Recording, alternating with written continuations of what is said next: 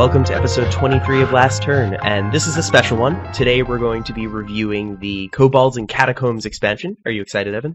I'm overflowing with excitement for sure. I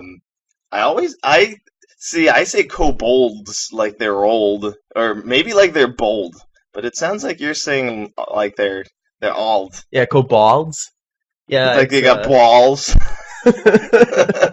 My kobolds are coming into the catacombs. Yeah, it's probably that'll be fun throughout the episode. Our different pronunciations of the set. Well, yep, there you have it. Though that's our take on Kobolds and Catacombs. It was good to see you. You can find us on Twitter. That's why. That's the point, though, is that we'll have different takes on the same things. That is true. Yeah, we're not gonna look at every card this time. No, so we're gonna do something a little bit different. We decided that a full set review is excessive, and it's also like pretty tough to put together, tough to listen to the whole thing, and there's just a lot of opportunities to do that out there. So we wanted to give you guys a set review light. So we're gonna talk about our 2 favorite cards from each class and our 5 favorite neutral cards. And we think that we picked out most of the cards that are worth talking about in the set by doing this. Yep, and then what we don't talk about, it also that means something, and the things that are left out probably you could be forgotten. Yep. Yeah, and this is for the most part. This gives us more opportunities to be wrong about stuff, I guess. So, down the line, we get to say things like, oh, wow, we didn't even talk about this card, and look at how much play it's seeing. It seems so obvious in retrospect, but now you can see up front what we really think. All your opponents are trying to mill you with Gnome-Feratu, and obviously Astral Tiger is the solution. Oh, yeah. To that, but we're not good at Hearthstone and didn't realize it or something like that. Well, if it gets milled, it's just not very helpful.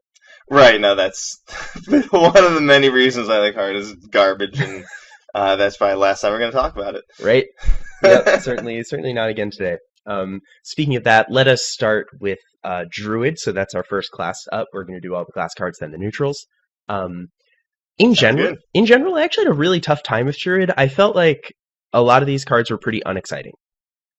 I completely agree. It looks like they're really not getting many relevant cards, both as far as, especially as things go with decks that exist already. Yes, it's usually the first thing you want to look at. Right. But that they got insanely good cards in the last set. So this is probably Blizzard trying to rectify that a little bit. Yeah, I'm fine with Druid not getting amazing cards this expansion. I feel like Ultimate Infestation is enough of a card for several expansions. Or more. Yeah. For a whole game. They might need to scrap this card game and start a new one just because of UI. They really messed up. So I'll read off my list first. So sure. The 2 cards I identified were Branching Paths and Greedy Sprite, neither of which I think will see play immediately. So okay. Let me highlight why I identified these cards and not some other ones that are maybe just as playable. So Greedy Sprite is basically 3-mana ramp. It's not consistent, you don't get it right away, but it's pretty easy to kill a 3/1. So if you want that ramp 2 turns or in 2 turns, or you really have reason to believe your opponent will trade for it, then you're not going to have to wait that long to get the ramp. And ultimately, it will speed you up a turn on big plays. So in a ramp deck, it is a card that could see play. The other reason I highlighted it is because the what is that Jade ramp spell called? Oh my god, Jade Blossom. Jade Blossom. Jade Blossom is going to rotate. When the next expansion drops, right? Am I right about that? Well, so you're giving me fear. I don't think so. I think it happens at the beginning of the year. Oh no, I don't mean when this expansion drops. I mean when the expansion after this expansion drops. Oh, okay. Yeah, okay. I should have been more clear. Scared. I was gonna lose all my best friends. No. Soon. Then we'd have talked about that. Yeah, that's another. I'm just blowing my mind. No, yeah, I guess. One expansion after this one, Jade Blossom will be gone. So if you want to get to Nourish sooner, this is your only choice. Though it sort of doesn't even do that well. Is the point that you made that I didn't think about? If you play this on 3, it's almost never taking you to 5. Yes. Yeah, your opponent will recognize that you would really like that and probably leave it there. you'll probably have a really easy time trading it on your turn. Yeah. And you might even get some nice value out of that, but you still are at 4 mana, so it almost like it's like it has the thing Search for Tomorrow and Magic has Suspend, Oh, suspend. Yeah, sure. which is annoying on ramp, and yeah, it's definitely really flimsy body. Yeah. So I mean, it doesn't look unplayable. I do think that this card can get you to big plays faster, but it's not going to give you those really, busted early turns and like perfect curve that you can get right now. As for branching paths, I think this card's just not that exciting. So, um, in a lot of the modes that I'm thinking of this card, it just seems worse than others. So you have like a 4 mana shield block, or a 4 mana arcane intellect, or just 4 mana, give your minions +2 attack. That seems bad. So for like 4 mana permanent savage roar, but it doesn't even hit your face. I don't know. I feel like this card would be useful for the draw card mode if Druid didn't already have Nourish and Ultimate Infestation, but it has both. Yeah, like it at first it seems like it has all this versatility, but then when you break it down, um, you're just doing much better things with your other cards. Yeah, yeah. Um, There's no value mode here where you just sort of have a default that you're. I mean, the default is draw 2 cards, but 4 mana draw 2 cards is just not a card that Druid needs to play. Not even a little bit. So that's why this card is definitely deceptive, because Yeah. this kind, like if this were in Priest, it would be exciting. Um, it also actually is sort of better than Greater Healing Potion. That's like the one Yep. card you could say is better than Yeah, maybe. I thought about that too. But Druid doesn't have like Dragonfire Potion. Like you can't spend a turn not developing and then easily just swing it back in your favor with a spell. That's Definitely. not how Druid operates. You need to be constantly developing your board or putting theirs behind. So spending 4 mana to draw a card and gain 6 armor like that, like if you were playing like I don't know, like Flux or something, or some random like card game where everybody sits around in a circle and you cycle your turn, that's probably fine in that game, but not in Hearthstone. Yeah, not in a 1v1 game like Hearthstone. Like in Commander, this kind of card might work. But Yeah, if you had all the time in the world, this card could maybe be good, but still, like Druid, that's not how Druid works. yeah, I mean, if Ultimate Infestation becomes unplayable because of a nerf, then this card might be worth playing. But Yeah. that's one of the only conditions that I can think of wanting to play this kind of effect. But with UI in existence, there's just no reason to. So what about you? What were your Druid cards? I totally agreed with you in Greedy Sprite. Um, it's sort of also like gonna be better if there's more control decks after this set, though it will probably be just like it is now with Right. a lot of patches flying out, Yep. making this card mostly not interesting in the decks that exist already, and certainly not inspiring any new ones. Ramp Druid would be the main, like Big Easy, Big Druid would be the main deck to use this, and even in there, it's not really what you want. No. It doesn't really do enough, and there's plenty of other good ways to ramp at this point. Yeah. Um, though it does, it's kind of good with Oaken summons, because if you pay 4 to get armor and accelerate yourself, it's kind of neat. Yeah. It's like versus Mire Keeper. It's a much better hit off of Oaken summons. Definitely, I Like agree with that. one of the few things that I could say that are good about it. Right.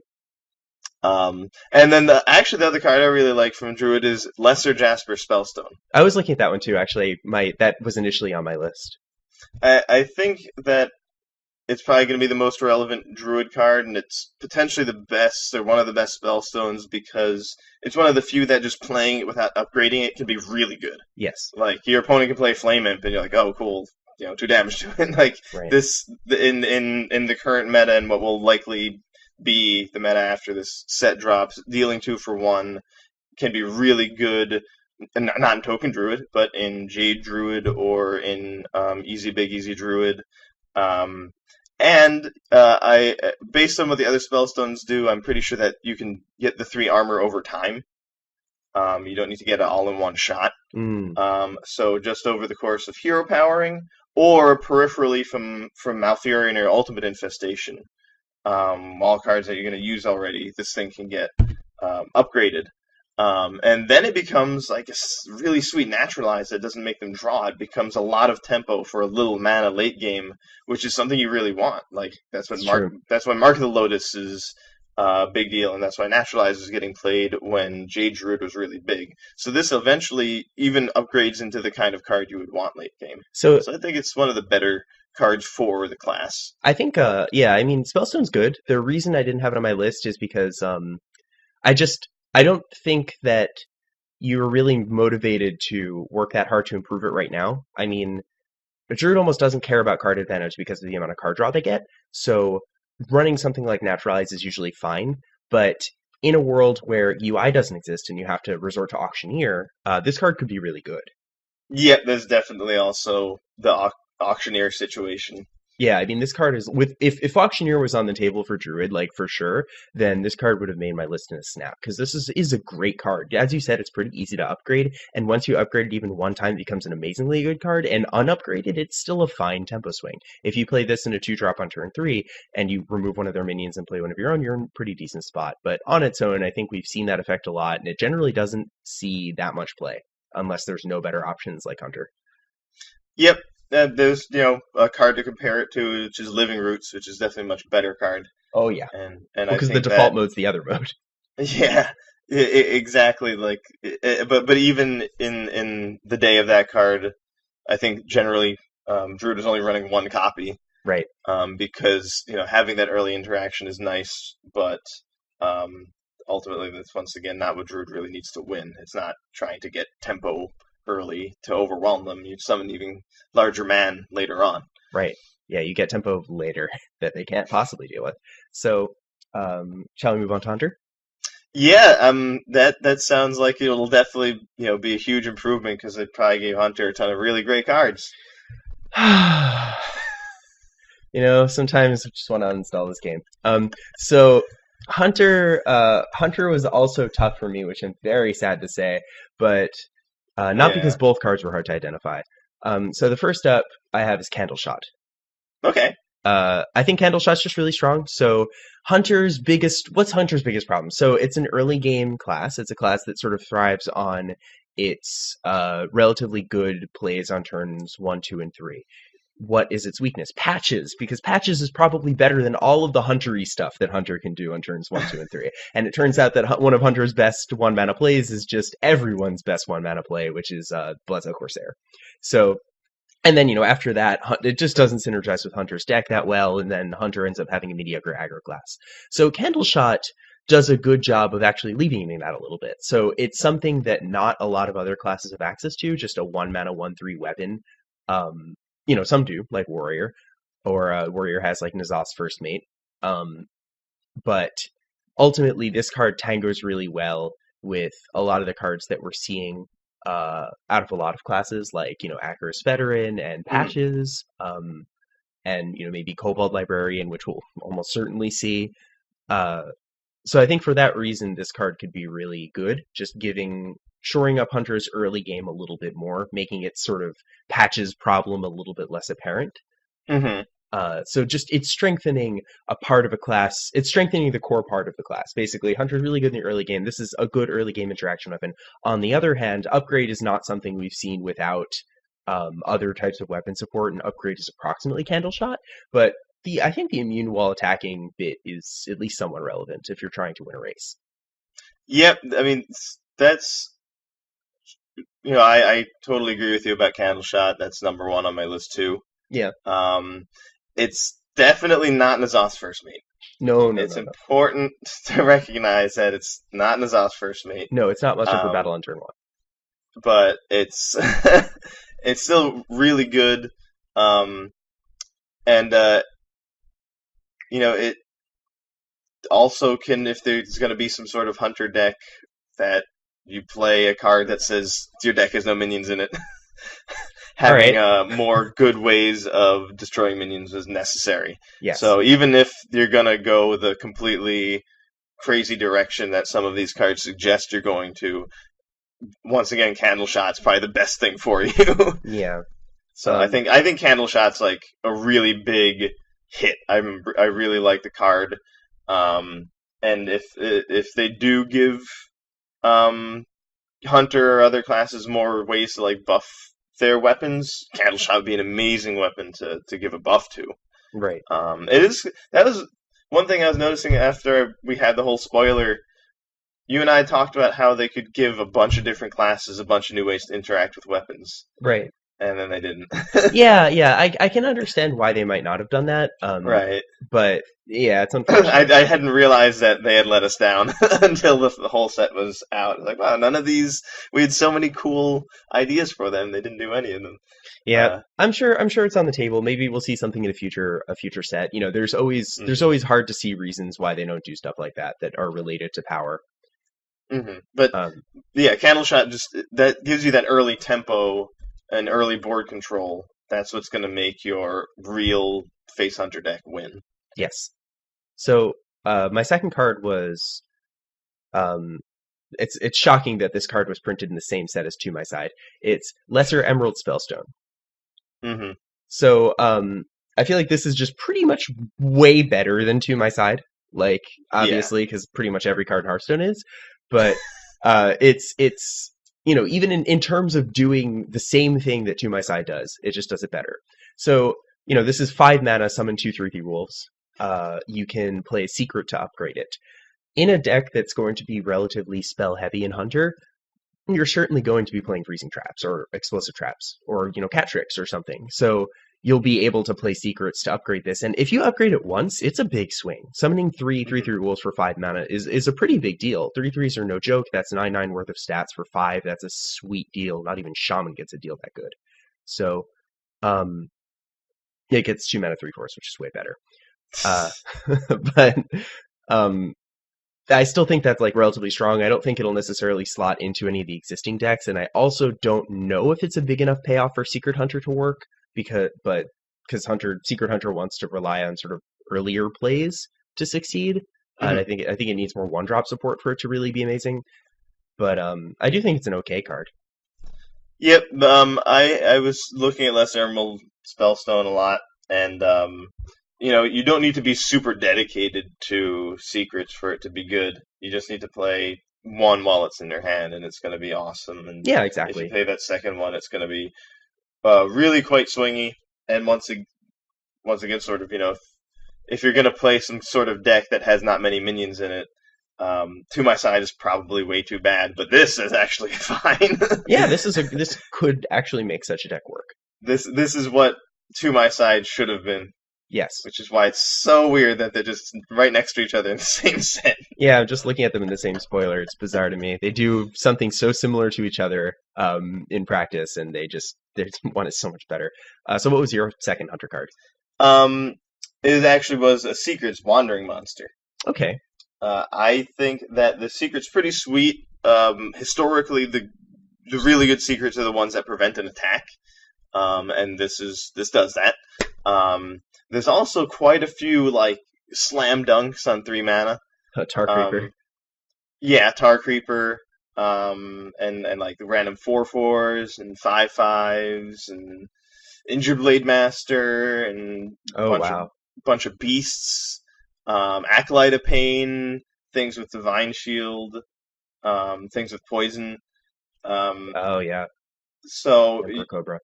it can, and there's actually the new one, Divine Shield Poison, that you can get off of this. No, that'd be And filthy. and then I think the number of misses is like pretty low. Like there's like Pantry Spider.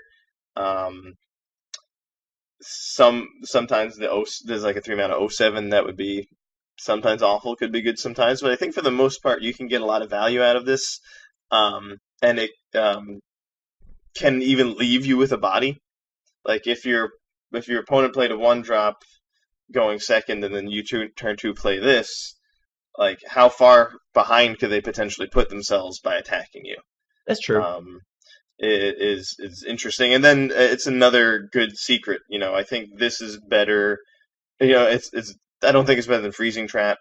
It's probably also not better than Explosive Trap, but having a third excellent one is definitely nice for Secret Hunter and Hunter in general. And if Secret Hunter was going to work, it needed at least one more. I think this is probably it. It's Yep. pretty exciting. Yeah, it's a It, tempo-based secret. That's a good point. it seems strong.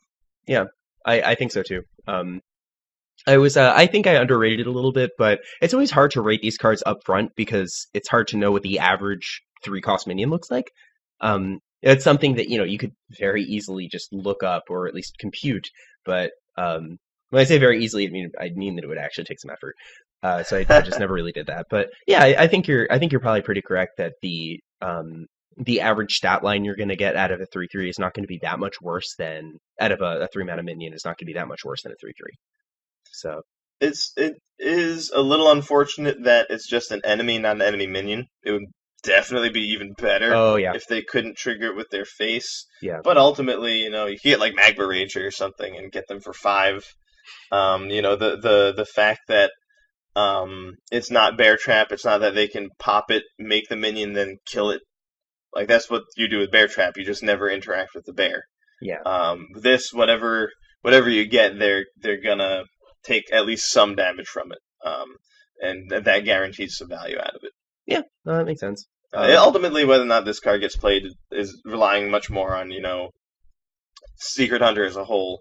Yeah. I also want to give an honorable mention to Katharina Winterwisp, just because of how good she is with Charge Devilsaur. I can't really seem to get away from that card. No, as you should. Yeah, I mean, it seems insane. I think my only issue with this, or well, I guess I have a couple issues, but the main issue I have is that in a deck that's running a lot of beasts, you're usually running a lot of inexpensive minions, and like the cheapest thing I could get that I'd be really happy with would be like Bear Shark. Yeah, no, I'm talking about a deck that only beast is Charge Devilsaur and King Crush. Oh, sure. Yeah. Okay. That makes sense. In that deck, yeah, I think this card's insane. And then, fortunately, you don't need to just count on drawing your one copy of her. You can also run stitched trackers without interfering with her battle cry. Yeah, that's really cool. So that probably won't be a deck. It sounds kind of awful, but it sounds really fun. It does sound fun. We gotta bring up Katharina for her contributions. Yeah, I was thinking about that card too. It's a neat one. So next up is Mage. It's definitely better than a lot of Legendary Hunter's gotten. Oh yeah, I agree with that. So Mage got Mage. a bunch of really interesting cards, and I think there are at least a few cards here that are worth talking about. But the two that I identified were Explosive Runes and Aluneth. Okay. So I'll start with Aluneth. I don't really need to say that much. The card kind of does what it says. It does something immediately, which is very, very, very good. And it's a card we've actually already talked about a bunch. In a deck that plays his hand pretty quickly, like Secret Mage, a card like Aluneth can be a really amazing mid to late game play. And I think that deck, if it was running Aluneth, would just win a lot of games due to a turn 6 Aluneth. It's going to be really hard to beat that. Explosive Runes actually, for much the same reason, or rather in the same deck, not the same reason. It's another way to interact with minions with your secrets. So if the metagame is especially minion heavy, like right now, and Counterspell is maybe a little bit worse than it is on average, perhaps like right now, then a card like Explosive Runes is a really good replacement. So you can go down to 1 Counterspell happily, or maybe even 0. If you're running 2 Mirror Entity, 2 Explosive Runes, 1 Counterspell, or just 1 Explosive Runes, 2 Mirror Entity, and 1 Counterspell, then you do really well against minion-based decks, because this is it's a big tempo swing, and that's exactly what the deck is trying to do. It's trying to cheat on mana to get tempo advantages. That's one reason why the 3 mana 4/3 into a Mirror Entity is so strong, is because you, on the third turn of the game, sort of either take them off a very important minion play because you just developed a huge amount of stats, or you just get a copy of their minion and you're still ahead on board, and then you can trade off one of your dudes and then just keep hitting them with whatever you have left. So I think that both of these cards slot into the same deck, even if Explosive Runes won't necessarily see play. It's sort of metagame dependent. I think Aluneth is good enough and will. Yeah, I mean, drawing 3 cards every turn is just gross in so many decks. Like, even Freeze Mage, even Quest Mage. I obviously picked Aluneth too. Yeah. That's definitely gotta be the biggest mage card from this set. And it's kind of cute that you can turn it off using Medivh if you need to.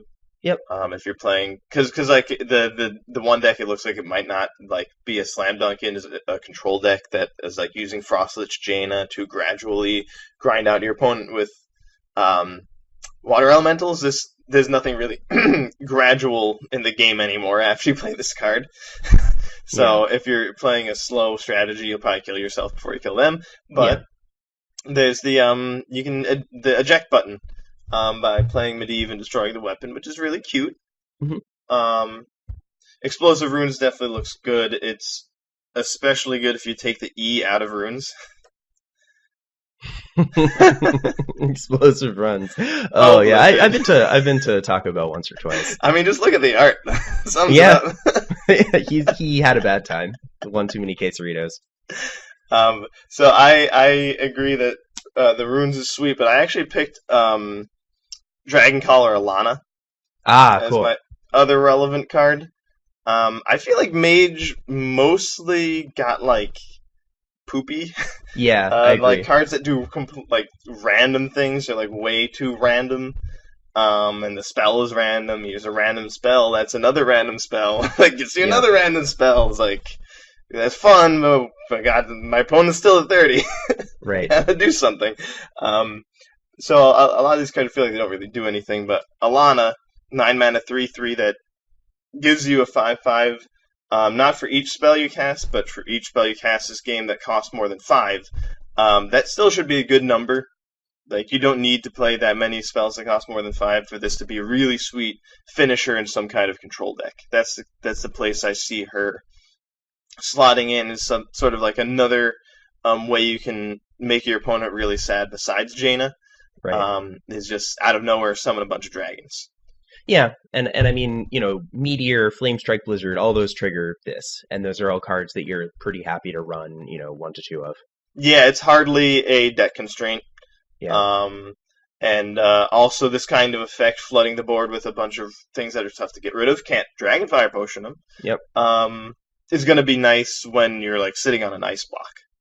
So it's That's not true. the fact that the card is like all aggro and no taunt. You're not getting 1/5 taunts. You're getting 5/5 dragons is totally fine because you're mage. Yeah, it's true. Mage can be a little greedy. Yeah, all right, I'll take that. I think you need to do a little bit of work to make it work, but the payoff is there.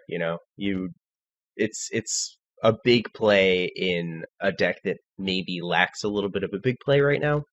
Um, the Yeah, control. that's how it felt for me with that control deck.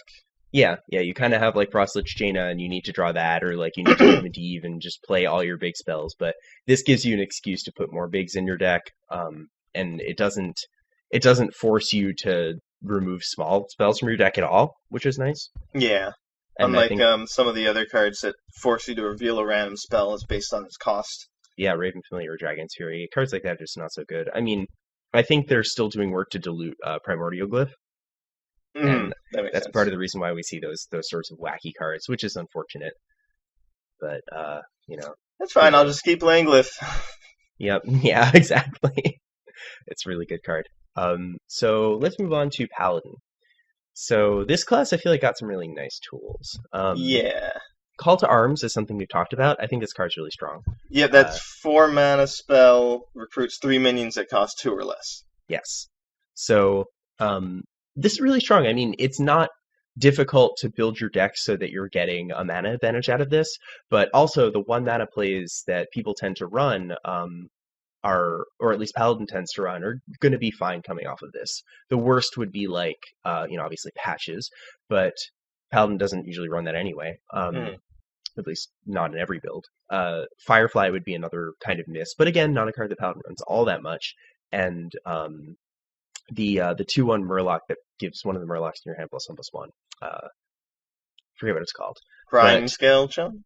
that's the one. Grimscale. Grimscale Chum. Grimscale, yeah, Grimscale Chum. So Chum would be bad, but that's also pretty optional in the Murloc deck. I think it's in standard in the builds right now, but that could easily just not be true. In the past, it's been mostly unplayed. Mm-hmm. So I think that this card could end up seeing some play depending on the types of Paladin decks that exist. It's potentially big mana advantage. Yeah, to me it looks like the best Paladin card, not close. I agree with that. I think I do think it's the best one. Yeah, I think there's a few here that look somewhat playable, but Call to Arms looks like the best one to me. And also, I mean, there's only one paladin deck, and this goes right into it. Yeah, Getting 3 Murlocs off of this, um, even if one of them is a Grimscale Chum, honestly, like the fact that you're getting 3 Murlocs off of one card is just super good. And it can like Bluegill Warrior is already a card to consider, and it can be really nice with this. yeah, And that deck certainly has no bad like 1-drops. You know, yeah, so this is also my number one paladin pick.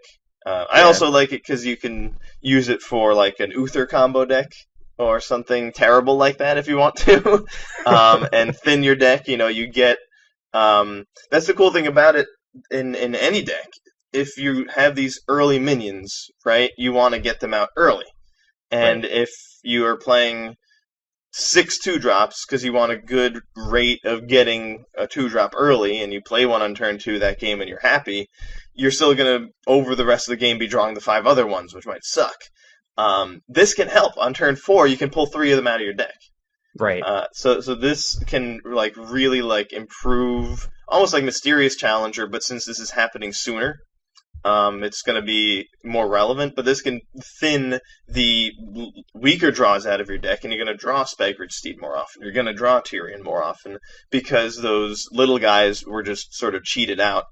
So that's going to help an aggro deck, and then if you're trying to do a control deck with a really specific win condition, a combo. I meant to say combo deck, but same with control N'Zoth. Maybe you're trying to dig for. This can pull out some loot hoarders and get you right to your N'Zoth. Yeah, I think probably my favorite recruit card in the whole set. I agree with that. Probably the best recruit card in the whole set. I agree with that. Yep. I mean, a lot of them, the other ones just look way too expensive and for their inconsistency. This one looks like it's not so expensive and can be pretty consistent. Because what you're expecting out of these minions is like often stats, and I mean it's easy to build your deck, so that's true. Or loot hoarders and doomsayers, which is fine. The other card I have is Valinir, the legendary weapon. So this is 6 Ooh. mana 4/2, Death Rattle. Give a minion in your hand +4/+2. When it dies, re-equip this. So I don't know if this will actually see any play at all. I don't know if it's more likely to see play than Level Up, but which is a card that I think is least decent. Yeah. But Valinir, I can see at least working a little bit in the types of decks that Paladin tends to have. So Paladin's often playing a mid-range deck where you have a lot of expensive minions just sitting in your hand for a long period of time. Adding another expensive play to that deck doesn't help that much. But with a card like Call to Arms, you might be encouraged to put more low drops in your deck, or not. I don't really know. But a card like Valinir would work really well if you have a lot of inexpensive minions in your deck that become sort of a little bit less powerful as the game goes on. This could help you. This could help them sort of improve in power, but because hand buffing is like somewhat strong. I mean, I've played the hand buff paladin deck. It's not as good as the Murloc paladin deck, but the mechanic definitely feels like not useless. It's just slow. So this card is slow, but the fact that it's a 4/2 weapon for 6 makes that a little bit forgivable. Mm-hmm. You're not replacing any of your rallying blades with this, and you're not it might go in place of a true silver champion if you're running any of those. But it comes out and it does something right away, and can potentially just sort of help you grind out a game if it's going relatively slowly. Yeah, I mean, I'm really glad you picked this card because I think it's really, really cool. Yeah, At first I didn't get what was going on, but it's basically Uther picks up Valinir and smashes things a little bit, and then he drops it, and a minion in your hand kind of picks it up right. and gets the stats, and then your minion fights with it, and then when your minion falls, you get it back. And one thing at first I skimmed it or whatever, and I was thinking, oh, then we need to pay 6 mana again. You do not. It says you re-equip this weapon. Right, that's really good. Is it would definitely, we wouldn't be talking about it right now if you had to pay 6 mana every single time, but you only need to invest that 6 mana once. So that actually is kind of crazy. You can keep doing whatever mid-range aggro or even control strategy we're already doing, but now some of your minions are going to get +4/+2.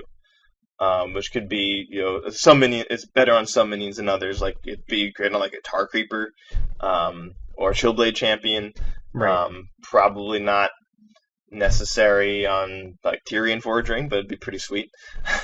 Yeah, I But mean, you want to put it on one of it. It's sort of the best when it lands on a small guy or a guy that's like just has a really, like some kind of defensive power, like Divine Shield or something. Wicker Flame Burn Bristle, Yes, a card like that or would just be like Righteous Protectors. Like, Righteous Protector is another really good example. so it's a really clunky looking card, and paying 6 for a weapon you can already pay 4 for, -4 health. Like those are strikes against. Also, 6 is pretty packed for Paladin. Spikered Steed Yeah, and Tarim are that's true. hanging out there, but there's no denying how much power this card has. Um, I don't know if it would necessarily work in like a Murloc deck or be worth using, but No, I don't think so. um, anywhere from control to mid range, like actually one card I'm thinking of now that this would be excellent with is Stonehill Defender. Oh yeah, yeah. Hadn't really seen much of that guy lately, but maybe this is the kind of thing that would take to bring it back. Like if you just keep hitting Stonehill Defender off Stonehill Defender, you just keep giving it +4/+2 infinitely. Oh yeah. That would That's how be every game's gonna go. That'd be a 5/6 taunt for 3. Yeah, I mean, so That's pretty good.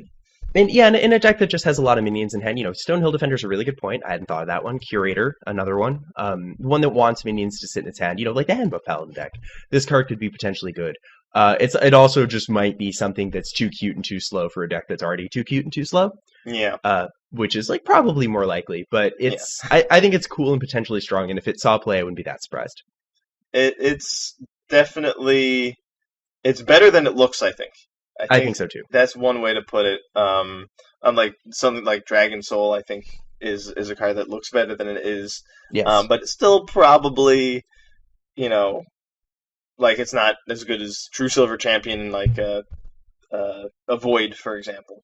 So the other Paladin card that I picked is Potion of Heroism. It's really sweet for deck thinning in a control Paladin deck or combo Paladin deck. Like I mentioned, my interest in Exodia Uther. So it's good in something like that. It's going to be good with Wild Pyromancer, which is a card that you very often are playing in control Paladin. And then there's sort of the dream of summoning the last Kibler, of summoning Galvadon with the Paladin quest from the last set. Really bad card, but this Potion of Heroism is the kind of card that if that quest is going to work, it needed it. So I like when sort of these side quests, these not bad strategies, get good cards that could potentially make them good. There's also Linessa coming out, and she actually, between like Lay on Hands and a few other cards, Spikered Steed specifically, looks like she could be good, maybe. But she would definitely need more. So Linessa says that any spell you cast on your minions this game, another copy gets cast on her when you play her. 7 mana 1/1. Yeah, 7 mana 1/1. But if she's going to be any good, you needed a couple more nice value, cheap buffs, and this is exactly that. So this is potentially just nice to slot into a control deck for drawing and triggering some of your minions, but also maybe enable some fringe decks to work someday. Yeah. I mean, I was looking at this card as well. I kind of figured you would like it. It does look good. I mean, for all of the reasons you identified. I don't know if it does enough to warrant 2 mana, but it definitely is doing some deck thinning. It is something that gives support to Last Kaleidosaur, which is really cool. And yeah, I mean, giving Linessa, if you choose to play such a card, Divine Shield is quite good. So also, it looks like it'd be at least decent in Arena, maybe. Yeah. Hard to tell there, I guess, but that's a place where you're very likely to have a minion on board. Oh yeah. Moving on to Priest, I just want to say it now. I think that this was the biggest winner of the expansion by a mile. Yeah. Like all the other classes are like derping around and like the walls are closing in, look out, and I'm gonna recruit a minion. And Priest is like no nonsense. Like I can play Hearthstone and beat all you Yeah, guys. this was the class where this is the class I started with when I was making my list, and I didn't have to look at the spoiler at all. And then I looked at the spoiler because I was like, I bet I missed a card, and I totally did. So the two cards that I identified straight up were Dustbreaker and Psychic Scream, and the card I Me missed too. was Twilight Acolyte. But so we could just go into Dustbreaker and Psychic Scream. I mean, Dustbreaker is this card is incredibly strong. It's This is just a 4 mana 3/3 dragon with battle cry. If you're holding a dragon, it deals 3 damage to all other minions, yeah, right. So this is basically Hellfire, except instead of dealing 3 damage to you and your opponent, you get a 3/3 minion. which is insane. That's insane. We've never seen a deal this good. This is the best deal in Hearthstone, or at least a really good deal. I mean, Ultimate Infestation is also a really good deal. So in terms of plays on turn 4, in terms of the kinds of things you want to be doing on turn 4, you're still very much at the point in the game where swinging tempo is your number one priority. You're not making your big value plays yet. You're not doing anything like a board wipe yet until this came out. So if you're playing a minion based priest deck, which totally exists. I mean, combo priest decks and dragon priest decks basically are combo priest decks these days. You're interested in swinging tempo and sort of tangoing with your opponent, and this is just one of the best tempo swings you could possibly get. Anything that anybody else is doing involves like fireflies and random pirates and like just Telesith or hero power and like or South Sea Captain, one of the most common 3 mana plays in the game right now, is a 3/3, dies to this. So Yeah, this just craps all over basically anything that isn't a Tar Creeper. And it's true.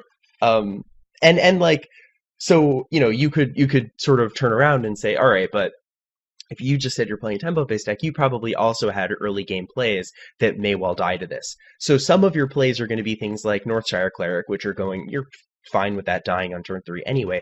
But you have Cabal Talent Priest. This is a card that could make your stuff survive your Dustbreaker, and itself survives the Dustbreaker. So this is it's barely a downside. Priest is built to survive this Duskbreaker sweep, and I think that just makes it very strong. hmm It didn't need much justification. I mean, you read the card, and it's incredibly strong. I just want to highlight that it might even be stronger than you think it is. It's, I mean, and also if you just look at Hellfire and how powerful that card has been, and then make it better and give it to another class that's been destroying people with control decks, Yep. you can see that things are looking grim. It's well past dusk. Yes.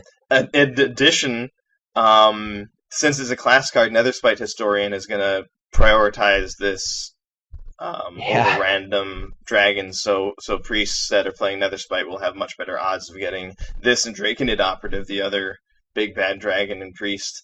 I agree. Dustbreaker's the real deal, and if there didn't seem to be anything that could sort of shift the pirate play, and then every deck is using South Sea Captain. Like first it was just Warrior, and then or not. I guess Hunter probably did start to do it, but then Rogue started to do it, and now Priest is doing it, Mm, and just every deck is South Sea Captain. This might be what it takes to punish them.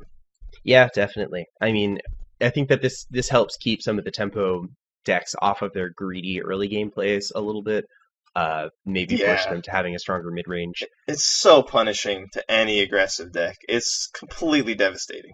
Yeah, and it shores up one of Priest's existing weaknesses, which is getting beaten down. Already something it was pretty good at not doing. Like it survives Yeah, that quite well. But lately it's been getting better at that. Yeah. yeah, but it's not a glaring weakness of the class like some other, like Reno Black type decks. But it is sort of their weakness is just losing early and then not being able to recover. Dustbreaker helps that not happen. I kind of wish Paladin got this card. I Yeah, think Paladin deserves it way more. I mean, I don't think Priest deserves it. Not That's- even a little bit. Like and if this was the only card they got from the set, that would be fine. But we actually still have another card to talk about. yeah, the other card that they absolutely don't deserve is Psychic Scream. So this is, it's 7 mana, shuffle all minions into your opponent's deck. That's basically trinket text. You can read this as 7 mana Twisting Nether. So the both cards we're talking about are just Warlock cards that are even better. Yeah, right. Hellfire +1, Twisting Nether +2 or 3 at least. Yep, they just jam these Warlock cards into Priest and make them better cards here. I mean, taking a mana off of a board wipe is very, very, very significant because there's a lot of games where you're going to die on turn 7 because your Twisting Nether cost 8 mana, and where you would have potentially won that game or at least stood a really good chance if you had played it a turn earlier. So getting a mana off of a board wipe is significant. And again, I just want to stress that this trinket text is trinket text. It doesn't really matter that much. It's not going to have that much of an impact. Sure, you're going to shuffle something dumb into their deck and they're going to beat you with it, but a lot of the time, you might be able to get around triggering a death rattle of your opponent, and you could build your deck so that you don't sort of accidentally screw yourself out of your own death rattles. So that's something you can control when you build your deck. Right. And, if you give them stuff like Dustbreakers and they just don't have dragons in their deck, they're not going to do a whole lot. Yeah, I think when people read this card, they worry when they should actually be stoked. Odds are you're making their deck much worse. Yeah. Throwing random silenced doomsayers and totems into their deck. Right. Yeah, right. I mean, imagine playing this card against Shaman, which just is the king of, having BS minions that it didn't actually play from its hand. That's devastating. You ruined People are going to be drawing flame elementals and just feeling horrible. Yeah, that's good. And it's, the other thing is, even if all the cards you shuffled into their deck were playable, it's fine because you didn't shuffle them into their hand. Yeah, you didn't this doesn't actually give them any value. Yeah, you don't give them any value. You just kind of make their deck, at best, just as consistent. You didn't make it more consistent. You didn't make it you probably made it less consistent. This I'm gonna say right now, almost always gonna make your opponent's draws worse. Yes, not better. The fact that it doesn't check stats is so huge. The fact that it just gets rid of everything. Yeah. It doesn't deal 5 damage to everything. It doesn't kill all minions with 5 or more power. The fact that it doesn't have any requirements as this universal board wipe is insane in Priest. That's such a crazy effect to give Priest, because really the main hope was to play a 4/6 and just keep smacking them because they can't do anything about it. Now they don't even need to care about that. They can also get extra copies of Psychic Scream with Shadow Visions. Right. You gotta think about what class is getting this card. It is it's ridiculous. And I actually think Psychic Scream's better than Duskbreaker, but they're both kind of really good and hard to compare. Yeah. There is one card that Psychic Scream is bad against. Which is Patches! That's true. That's hilarious. You don't want to put your opponent's patches back in their deck. Yeah, but I mean, there's very few games. Certainly, that's a corner case, right? There's very few games patches survived to turn 7, and you had to Psychic Scream it. Right, that just didn't happen. That's fake news. Yeah, and I mean, there's other honorable mentions here. I think Twilight Acolyte's something we've talked about, but we have not talked about. That card's really good. It's basically Elder Peacekeeper. Yeah, it's Peacekeeper that can get big. It's 2/4 for 3 that swaps its attack with a minion if you have a dragon in your hand. So that is relevant. If you want to be able to do that turn 3, you got to have a pretty good number of dragons in your hand to make sure you have, or dragons in your deck to make sure you can do that turn 3. But you shouldn't really be playing this guy turn 3. It's more wow, my opponent just played a really big minion. Now they have an irrelevant minion and I have a big minion. That's a 2-for-1. Yeah, right. Just like Elder Peacekeeper. I mean, except it, again, like you said, this gets big and it's better. Peacekeeper, is if you turn their 7/7 to a 1/7, that might be as good as a 3/3. But suddenly you have a threat. Right. Yeah, and that makes it really strong. Other card that I think is at least interesting is Psionic Rogue. Don't know if it'll actually. I don't think it would see play except out of a super dedicated auctioneer deck. But it's something you pull off Lyra, and that's really cool. Yeah, I mean, probably the most appealing thing about it to me is that you get the ice block that you want. Right? Yeah, you just win every time and get an ice block against every opponent. I think, yeah, against warriors. I think it's also, well, you can do it against rogue now. We were about to talk about that, though. I also had an honorable mention of um, the priest spellstone. Um, it's 7 mana, resurrect 2 different friendly minions, and you got to cast 4 spells to upgrade it. Not in the same turn, as far as I can tell. Um, Highlander Priest, wrong thing to say. Big Priest. The Big Priest deck that uses Shadow Essence and Eternal Servitudes. That's a pretty good deck. It's like at worst tier 2 or something right now. Sure. And giving it another Resurrect effect that's even bigger could actually be insane. That's true, actually. I mean, I think just having another resurrect effect, period, is very powerful for that deck. Right, but this can, you could get multiple huge things back. It's actually kind of dumb. Yeah. It could also help you with the fact that something else might whiff. Like if there's a Barnes mixed in with all your other good stuff, you're still guaranteed to get something good because it resurrects at least 2 minions. Right. And then to upgrade it, you just play spells. Like your deck is 85% spells by necessity. Yes. Yeah. You're playing a million of those because you have to. And it's like 6 mana Shadow Essence into this. I mean, that's just like exactly what you want to do. Yeah, that's a good point. I hadn't really shockingly have not put that much thought into this card, and certainly didn't actually consider just jamming into a big priest deck and thinking about how it would work. It works pretty well in there, even with just the text on the card with no upgrades. Yeah, like you don't need it. Those are the spell stones that I've ultimately decided are even worth mentioning. Are the ones that you don't need to upgrade to be good are great, like the druid one, or hardly need to be upgraded. And you can also get more copies of this with Shadow Visions, and if the requirement is to play 4 spells, you're playing Shadow Visions in your deck. You're gonna do that really easily. Yeah, definitely. That's half the time you get the coin. Yeah. I mean, I think Priest is obviously the big winner for this expansion, at least of the class we've mentioned. I would say so. Yeah. The decks that exist are just getting insane cards.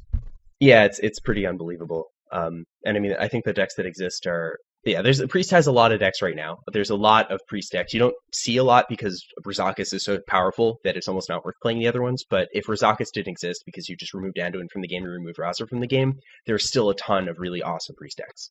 And this just makes, all of them got stronger. And Razakus also got stronger because it got Psychic and because it totally needed that. I mean, I'm just going to keep playing Priest, and it'll be fine. Yeah, me too. I've actually recently been playing the Kelesith Razakus deck, which is just it's like everything I hate about Knights of the Frozen Throne in one deck. It's actually insane. It's it's so distasteful and miserable and bad that I love it.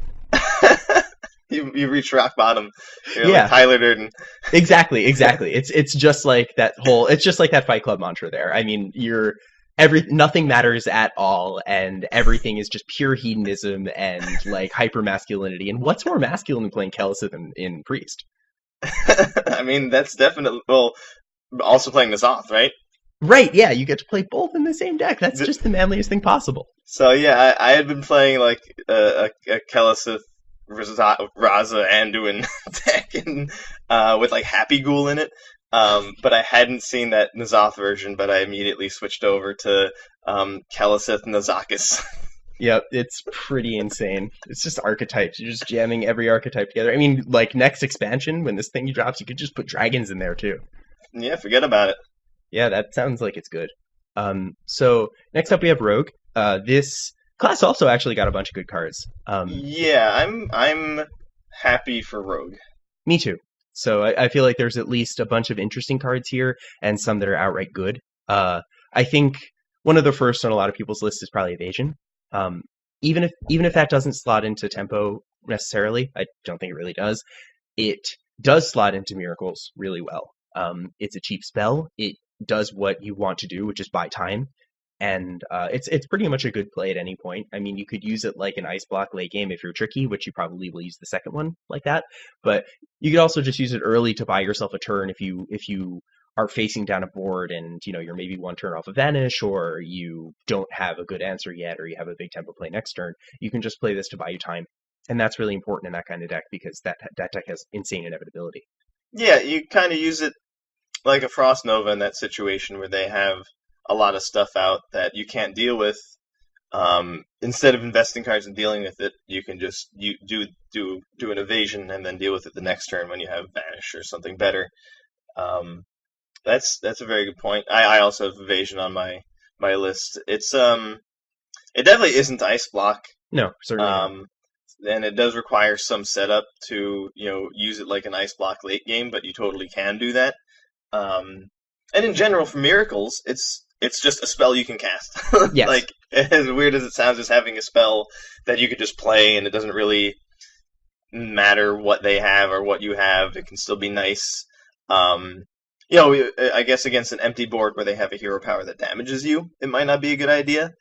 But largely, you can just jam this card with the Auctioneer out. Yeah, I mean that's really strong because like Rogue has a lot of cheap spells, but a lot of them are pretty conditional, and this one's like actually quite unconditional. There's also someone pointed out a cute trick to use with evasion. Use a minion like Abomination that has taunt and deals damage to you when it dies. Mm.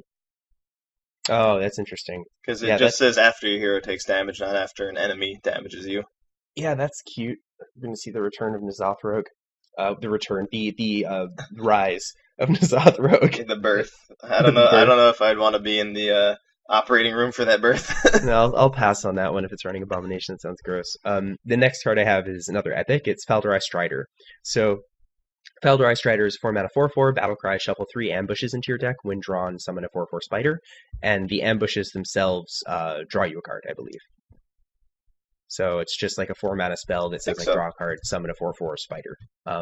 So this is strong because this is strong for a few reasons. So first of all, 4 mana 4/4 is a fine stat line. So you're not really losing out on stats for what is ultimately going to be a non-effect. So this is not an affects the board type effect, but this is an affect the game type effect. So you're paying what is essentially 1 toughness. That takes this off the vanilla test of Chillwind Yeti, which is hard to beat. You're paying 1 toughness for this effect. So, how good really is this effect? Or how good is this card? One way to think about it is that there are very few 4-drops that Rogue is excited to play. So Saronite Chain Gang is probably the best one in the tempo Rogue lists that you could be playing. I mean, other than that, people are playing Zeril or even Prince Valinar. So Fal'Dorei Strider could happily replace any of those at all and be pretty happy about it. And I think even after you summon your first spider and it's just a surprise and your opponent didn't account for it, and now you have a 4/4 spider like on your board, that's going to be really good. Yeah. I don't think it can attack right away though. That it definitely can't. That would be ridiculous. It does definitely draw a card. I double checked. Yeah.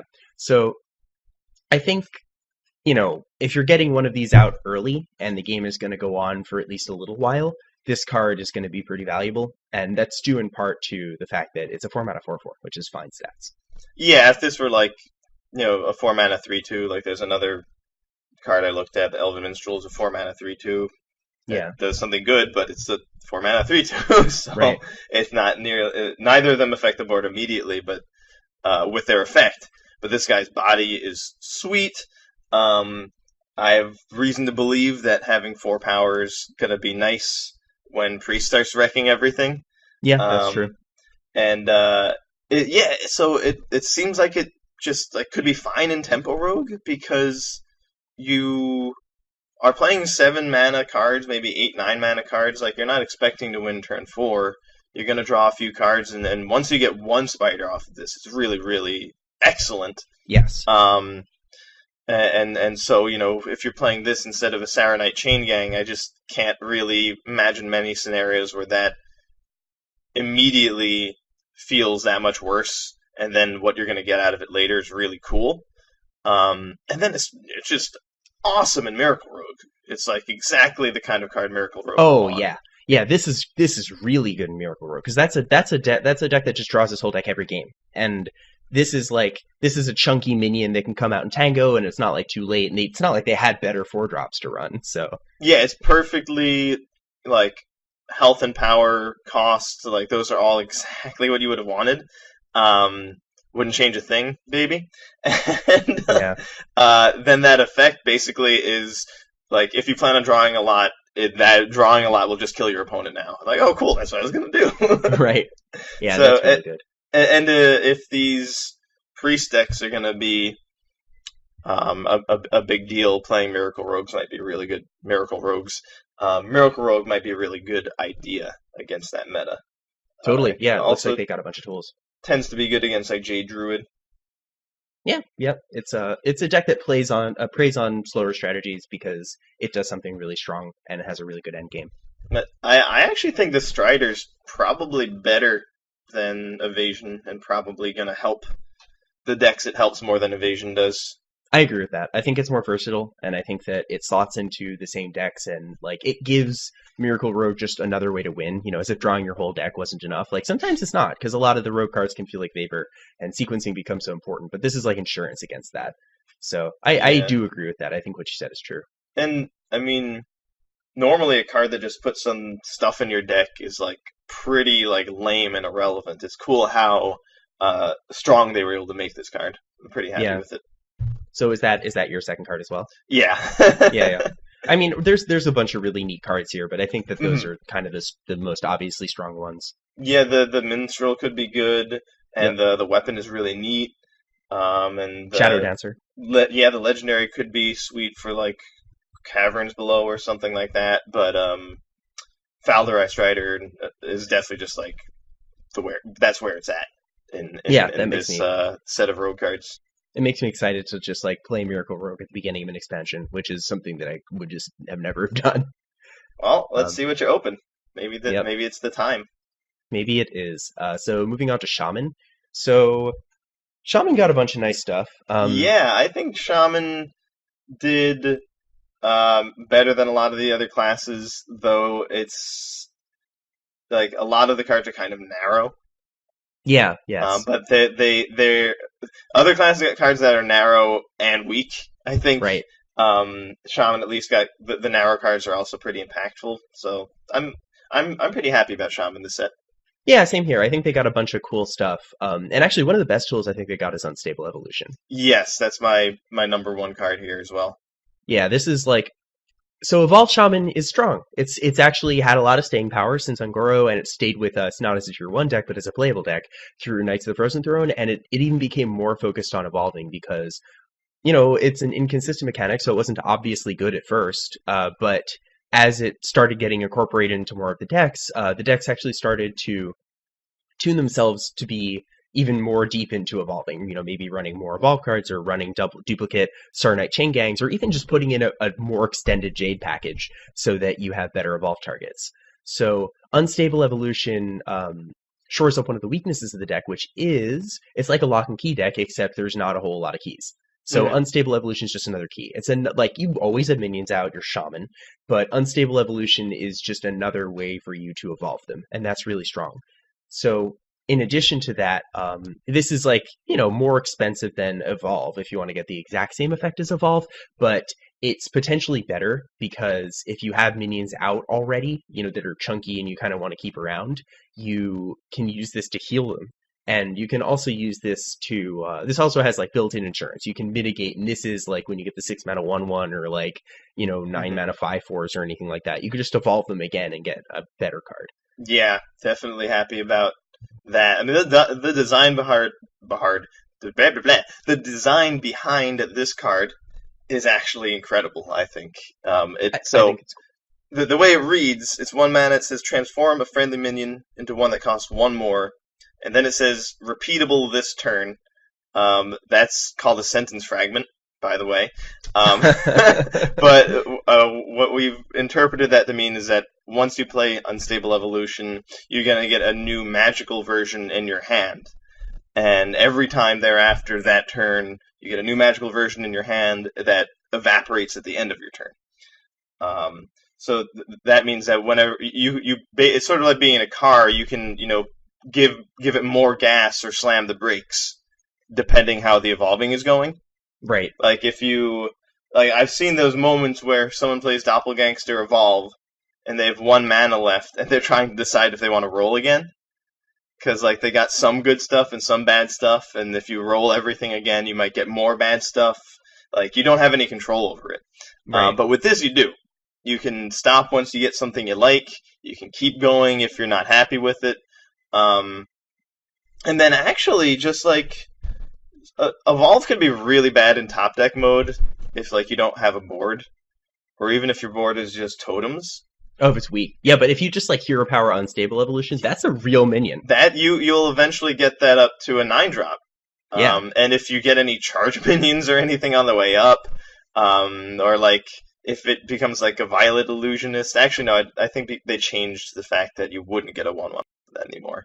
But there's all sorts of like extra bonuses you could get on your way up.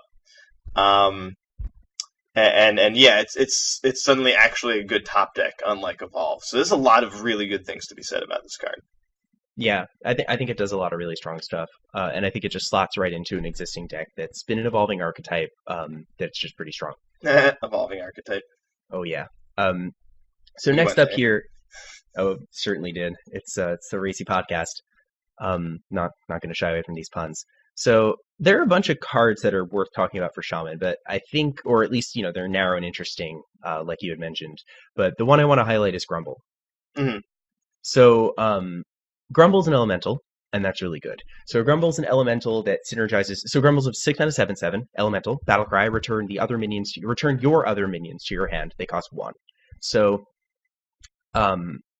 this does a lot of different things. So as an elemental, what's really nice is that this can help you reach your battle cries. There are a lot of elementals with good battle cries, Kalamos being one, Servant to Kalamos being another. So, and also, random stuff like Hot Spring Guardian. And, Shaman has other battle cry type minions. Yeah, Firefly. Sure. So this will help you get more value out of those fire elemental. And that's really good. Just being able to, get more value out of those cards is one way to win Hearthstone games. And, especially if you're playing a mid-range deck, you're kind of playing a value-based game anyway. So something else this lets you do potentially is heal your minions. 1 is not a whole lot. It's not free, especially since you're also playing a 6-mana thing. You're probably not going to be able to replay everything immediately if you had a full board. But late game, you might be able to play most or all of your board. Something else you could do is, get in some attacks and some trades that are kind of greedy and put your minions' health kind of low, play Grumble, let the turn pass, and then, untap next turn, play some kind of board wipe to deal with the rest of the stuff, or not, and just replay everything else. So I think that this card, it's templated such that it reads like a downside, but I think it's actually more of an upside. Yeah, it definitely... I mean, it basically is templated such that it's not an unfair 6 mana 7/7. Like you can't, play Flame Wreath Faceless Grumble and be happy. Right. So it sort of mitigates the just go faceness of its stats. But it really isn't necessarily a bad thing. Stonehill Defender it's also really good with.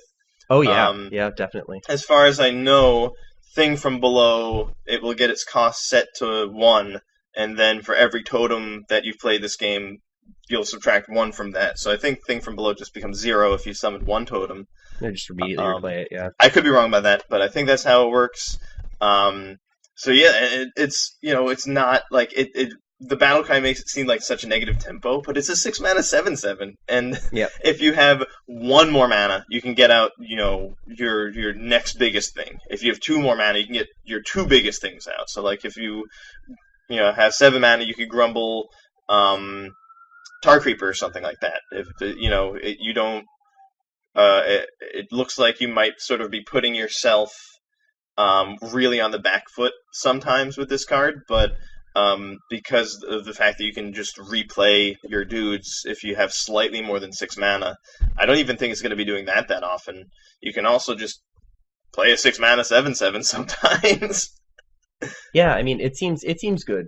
It seems like a really strong card, and I think that it's not even necessarily negative tempo if it lets you take trades that you otherwise wouldn't take. Yeah, you're Kalimos, like taking your 7/7 off the board might seem bad, but getting that effect for 1 mana and potentially also healing it is definitely really good in Shaman. Yeah, definitely. So these are it's a strong card. So what cards did you have? You had Unstable Evolution and Grumble. Grumble. Yeah, sure. Though I also wanted to honorably mention Windshear Stormcaller, just because, so that Windshear Stormcaller is a 5 mana 5/5 Battlecry. If you control all 4 basic totems, summon Alakir the Windlord. So there's plenty of cards in the Hearthstone that are sort of a lot of work for some amount of reward, and with plenty of cards, that ratio is not very good. I think the reward to work ratio for this guy is great, compared to like Rin or Uther or something like that. You know, getting all 4 horsemen out is much harder than getting all 4 basic totems out. Oh yeah, I agree. And getting a 5/5 and a 3/8 charge Divine Shield taunt, Wind Fury, getting all that for 5 mana is actually close enough to winning, I think, for the amount of work to be maybe valid. I think it's a much better deal than a lot of other cards like it. Yeah, I don't know if the current Shaman decks really want to play this because I think they just have more consistent ways to use that mana, but it is not terrible. It's something that could potentially see play later, especially with cards like the Hermit, Kobold Hermit, the 2 mana 1/1 Battlecry, choose a basic totem, summon it card running around. Yeah, that card is the kind of thing that makes me think this could maybe work, but it would definitely be, it wouldn't be Evolve, it would be like using Volcanoes probably. So yeah, that would definitely be a different deck that isn't being played right now, but could be fun. For sure. So moving on, we have Warlock next. I think Warlock was also a big winner. Yes. Yeah, they got a bunch of cards that are really great. Maybe not as many as Priest, and maybe not even as many as Rogue, but definitely some that I think are just excellent cards. Yeah, some clunky, silly stuff, but I mean, was the first card you're going to talk about Vulgar Homunculus? Oh, yes, it is. Yeah, like Vulgar Monk, dude. This is one of the best Hearthstone cards I've ever seen. Honestly, it's insane. It's just like, it's so easy to look at this card next to Kobold Librarian and just not realize that Vulgar Homunculus is so fucking good. It's like better. It's it's a demon for 2, and it's a 2/4 with taunt. Battlecry deals 2 damage to your hero. Yes. Yeah, so this is an insane stat line. 2 mana 2/4 is something we've seen, 2 mana 2/4 taunt is something we've seen played in the past, like with Wormrest Agent, which was way more conditional than this. So sometimes your Wormrest Agent was just a 2 mana 1/4, and that's not good. This is always a 2 mana 2/4, and you pay the low price of 2 damage, which is like nothing, especially in a tempo-based deck. You don't care about your life total. You are happy to trade your life total for stats. That is something that you would do almost every single time. So this card is just such a good deal, and it's even better than that. In addition to just being an insane 2 mana play, I mean, okay, so it costs 2. It doesn't necessarily interact with Kelesith well. That could actually be the death of this card in a sort of tempo aggro zoo type shell. But the other part of the card, which is that it is a demon with taunt, means that a deck that's playing Gul'dan and trying to play a much slower game that would not be happy playing Kelesith is glad to play this. So N'Zoth type effects that bring back an entire board full of minions that met some condition that died this game, like Gul'dan, those are really good when they're bringing back taunt minions, because then they're tempo swings. Then they're justifying the fact that they cost 10 mana, they take up your entire turn to develop a bunch of minions because you're not going to die. So this comes back and it has taunt in addition to your Voidwalkers, and just means that you brought this back and a bunch of Voidwalkers and like a couple other, chunky minions, 6/6s, 4/5s, or 5/7 charges or whatever, and your opponent can't interact with them because they have to clear out your homunculi first. Yeah, I mean, it's definitely over doubles or more than doubles the consistency of like being in a good spot when you play Gul'dan. Yes, it's outrageous. I think that alone is enough to make this card great. Oh yeah, and it's also still just really good in an aggressive deck. The aggressive decks are playing like Atris Veterans and South Sea Captains and things that like they kind of want to protect. You know, the decks already will play Tar Creeper. Having a chunky, annoying taunt minion is great in these aggro decks, and this is like you can just defend your nasty 1-drop with this 2/4. It's gross. Yeah, it's really, really good. It's synergized with Crystal Weaver. I mean, this gets buffed from that card. That card saw play. Oh, It's wow. like, yeah, Yeah. this card is just great. This hits all the notes that it wants to hit. The only ding against it is also just a strength. It's that it's 2 mana and it competes with Kelesith. But like, that's fine. I think Kelesith or not, this card would see play. Not in the same deck, obviously, but in other decks. I think it's just really versatile. A lot of Warlock decks want this kind of card. If they're Zoo or Control, you're fine playing this card. I mean, if I'm playing Zoo when this card comes out, I'm taking out my Kelesthus and putting in this guy in Galaka Crawlers, probably. Oh, yeah. Yeah, that's the other thing. And actually, a really good card right now, Demon Fire, which definitely only gets better with this card. Oh, yeah, sure. That's a card I've seen in the few Zoolock decks that don't use Kelesith are using Demon Fire. Yeah, and there's also like the Blood Fury potion, I think, which has a similar effect for demons. Yep, I mean that's perfect with this because it's turn 2 into turn 3. If turn 2 you play this and they don't clear it, turn 3 you make it into a 5/7. Yeah, forget it. What do you lose. do? Yeah.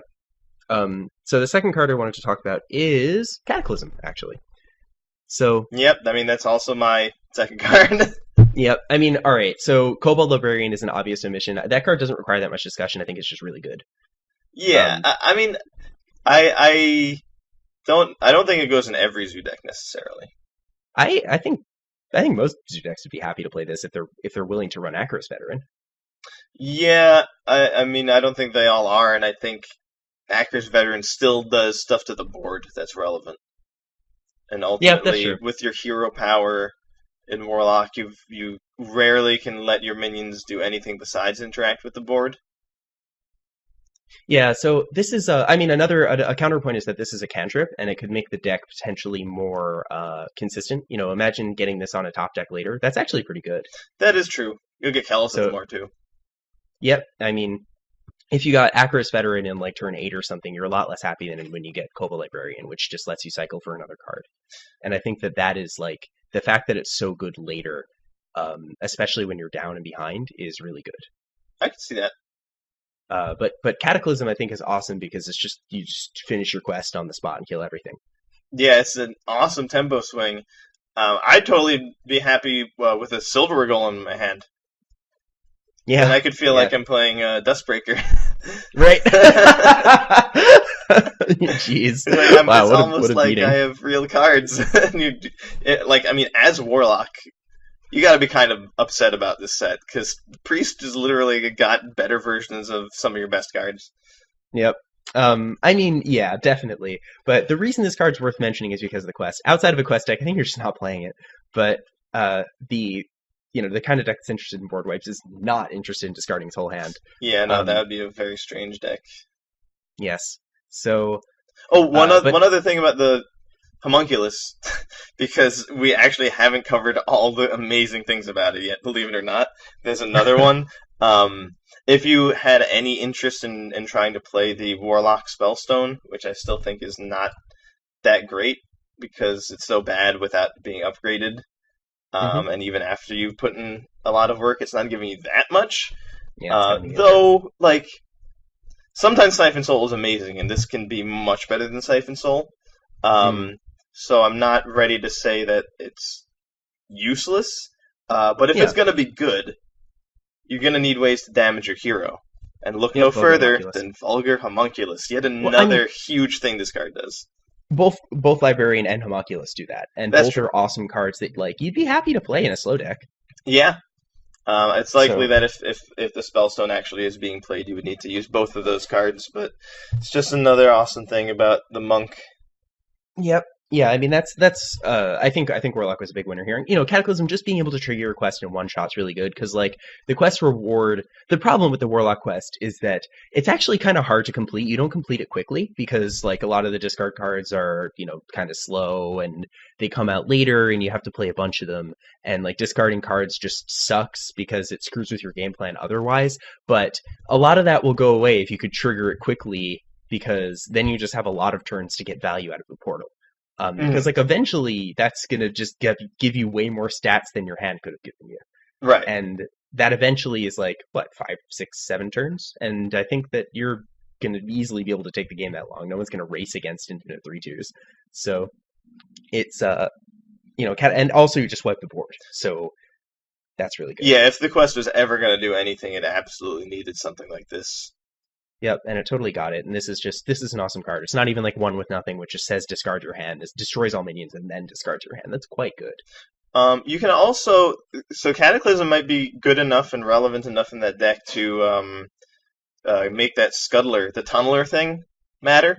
The Oh, chittering, yeah, 3 mana chittering three tunneler. three, just because like none of the spells were good enough at a low cost. Like there might have been times where, as a control warlock, you would have liked the Twisting Nether, but you didn't want to Yeah, take 8 damage. right. Being able to turn 1 quest, turn 2 whatever, turn 3 tunneler, to give you another shot at that Cataclysm, that could actually be really really good. Oh, that sounds fun. I Good. hope I open. I hope I somehow open the quest from my Catacombs pack. I'd actually be fine without opening that quest, but um, the significance of Cataclysm in that strategy might even pull that card in. Yeah, yeah, definitely. That's pretty cool. You can even Um, just hit Soulfire, you know. yep, totally. I mean, happy with the 1 mana 4 damage spell. That's also good. So next up, which also does trigger your quest a little bit. Next up, we have Warrior. So Yeah, after Knights of the Frozen Throne, I was like, all right, we gotta get something. yeah, um, yeah, it's. I had a really hard time making this list. Sort of for sad to say, similar reasons as Druid. I think there are a bunch of cards here that are like okay, but none that are really like it's not Priest. They didn't just give the best class in the game like more insanely amazing cards. Yeah, Um, that's I don't know why they didn't do that with all the classes, but a lot of the warrior cards just have like armor costs or deck constraints. Like it's about recruiting stuff or it's about having a ton of armor, and neither of those are particularly easy things to ask for, and then they don't give you that much out of them. yeah. So the two I have are Unidentified Shield. That's one of mine. Yeah, I think it's good. I mean, I don't think every mode is like amazing, but I think some of the modes are decent. And what's nice about it is they were able to make all of the modes somewhat strong Let's because run uh, through the card. that's right. Yeah, we should read the It's not card. that's not out yet, Martin. Yeah, you're absolutely right. So it's 6 mana, and it says gain 5 armor, gains a bonus effect in your hand. Potential bonus effects are summon a 5/5 golem, deal 5 damage, equip a 5/2 weapon, or gain 10 more armor. So one of these 4 effects will be on the card when you cast it, in addition to gaining 5 armor. And So yeah, so it's not that it does a random one when you play right, it. you know what it's It's going to it's do. not unidentified while it's in your hand. I think if that's how it worked, it'd be so much worse. I think the fact that you know what it's going to do actually is what makes it pretty playable. Yeah, they probably went through that thought process during design at some point. Whether they tested out the version where you don't know what it's going to do or not, I don't know. But anyway, so what's nice about this card is that 5 armor is very little, so they could make all of the additional effects of the cards pretty on the card pretty impactful. Hmm. Because like so 5 armor costs 1 mana, but that card's unplayable. So five armor is going to be like relatively close to free. Um, so all these effects can be close to 6 mana's worth. And some of them are. I mean, like one of them gives you an Arcanite Reaper, and with 5 armor, that's awesome because it mitigates the damage you take from killing something big with your weapon. Hmm. Getting a 5/5 and 5 armor is like Shield Bearer. That's a card that's all play. Gaining 15 armor, that's a whole lot. That's Yeah, going to help you survive. that could be surprisingly relevant. Yeah, and I think that like most of the time that's the most do nothing one, but it's still really big. And that's Uh, that's a really good sign that yes. because the last one you can deal 5 damage to anything, minion or face. and get 5 armor. So that means 3 of the 4 affect the board. 1 gives you a minion, 2 more can actually immediately deal 5 to something. So 3 out of 4 times you're going to be immediately getting something that affects the board as well as 5 armor. And then the quote-unquote miss in that scenario is the 15 armor one, which is still actually pretty awesome. Yeah.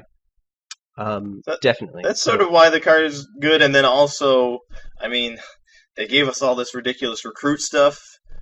If that's going to work in Warrior, you're going to need cards like this that help you survive and actually impact the board without being minions. Yeah, definitely. So that's true. This works well with like things like Gather Your Party in that theoretical big warrior deck. But yeah, no, it just makes classic control warrior decks maybe a little better. It gives them a nice mid-range type play. Which I'm excited for. I miss control warrior. Yeah. I mean, we haven't seen a classic build be in the top tier for a very long time. I don't think this is going to actually push it there at all. But no. Actually, I still don't think that. I think that what that deck is missing is Raza and Anduin. Yeah, it's not missing Unidentified Shield. Right. The other card I have here is Gem-Studded Golem. Ooh. So I was looking at their cards, and I had a hard time, picking out my second one. For a while, I think I had Reckless Flurry there. I considered Gather Your Party because this potentially builds an archetype. But or Dry Whisker Armor, no. Nah. But or even Bladed Gauntlet, but I'm still just not on that card. So I eventually put Gem-Studded Golem here because it's 6 mana for a 5/9 taunt, and that's in a massive amount of stats. So a lot of Taunt Warriors minions are actually kind of understated for their cost. Or not understated, but like their stats aren't exciting. They're not like, they're more like walls and less like oppressive, terrifying forces. Mm-hmm. This is not, this isn't something that's going to pound your opponent for 5 every turn, but your opponent's not really going to be able to attack into it. This is definitely going to help you slow the game down. And Taunt Warrior is not a game that needs to win with its minions. It needs to slow the game down with its minions. And this does a good job of that. Yeah, it really is exactly what the Quest Taunt Warrior, or even just a Control Warrior, would be very happy with, because there's almost no way your opponent's getting past that spending just one card, Yeah. And you're trying to grind them out of stuff. They'll probably need to spend multiple minions to get through this thing.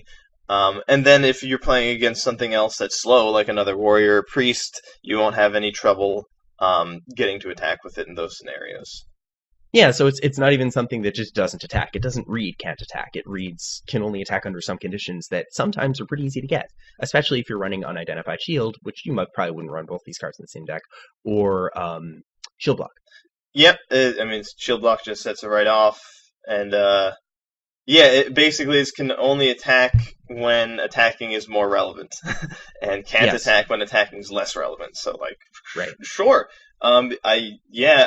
This card is definitely one of the better warrior cards, even though it looks sort of like it's a little silly. It's sort of reminiscent of Eerie Statue, but it's not Eerie Statue. The taunt word makes it so much better. Yes. It also is basically the boss right before Andros from from Star Fox 64. Yeah, it definitely is. Yeah, I didn't until you mentioned it, but you're absolutely right. I just realized that it's actually that guy or his brother or something like that. That's really funny. I was looking pretty hard at Gem-Studded Golem. I wound up actually going with Bladed Gauntlet. I figured you would. What was that supposed to be? But it seems like the kind of card you'd like. It is. It does exactly what... if there is, grindy Control Warrior is not a thing, and it probably won't be, but if it were to be, this is the kind of card you want. Sure. It's basically just a 2-for-1 overtime that allows you to clear things out. As the game gets later, it gets more ability to kill stuff, which is exactly what you want. But it is kind of tragic how bad it is early game. Yeah, that's what turns me off of it. My intuition tells me I'm underrating it, but yeah, I think that if your deck has no problem generating armor, this card's really good. Reckless Flurry could be better. They're both kind of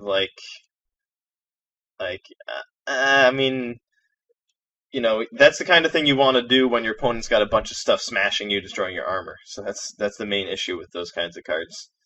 Yeah, I mean, one thing that's nice is it does make like a turn 3 armor up a lot better, or just turn 2 armor up potentially. Um, Yeah, but like, yeah, it does seem like a good card. I don't know if it'll see play, but I mean, like I said, I have a feeling I'm underrating it, and I figured that if anybody would see the value in it, it'd be you. So hurry. that's what I meant. But yeah, I ultimately think I'm underrating it. I'm not. I think that most of the time this is just going to be sort of disappointing or require some setup or just too slow. Though John's idea of getting a bunch of armor and using Noggin Fogger to hit their face is definitely a really good idea. It's the OTK. That's the best. Um, so I guess we're on to neutrals now. Yeah, we definitely don't need to talk about Gear Sculptor yet. Totally fine. No, Just yipping over that. I'm fine to yip over that. So I guess we could just sort of ascend up cost and rarity here. The first one on my list is Dire Mole. Yep, that's also my first one. Yeah, I mean, 1 mana 1/3 is a good stat line. We've seen a lot of minions with that stat line see play. Maybe the first of which being that legend, the 1/3 Sir Murloc legend. Finley Mergleton. That's right. Who's up for an adventure? So 1 mana 1/3 is good. This tangos well with pretty much every one and most 2 mana plays in the game, or many 2 mana plays in the game. It'll help you sort of finish it off, or trade. It receives buffs really well because it tends to live, Mm-hmm. and it's a beast. Yes, So it's a beast that's so good for Hunter. This is definitely the best Hunter card in the set. I agree with that. Yeah. So this is the anti-patches. What's Hunter's problem? It's that patches exists, and this does such a good job of beating patches. Like pretty much the only version of patches that this has a little bit of a hard time with is N'Zoth's First Mate, but who plays that card anymore?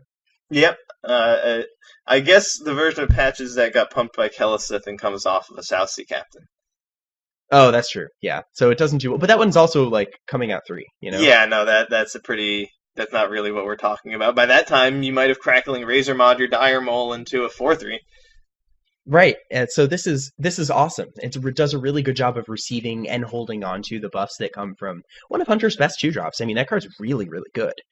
I think this card's excellent. Yeah, if there's any reason to be hopeful for Hunter after the set is coming out, it's because of Dire Mole, mostly and largely.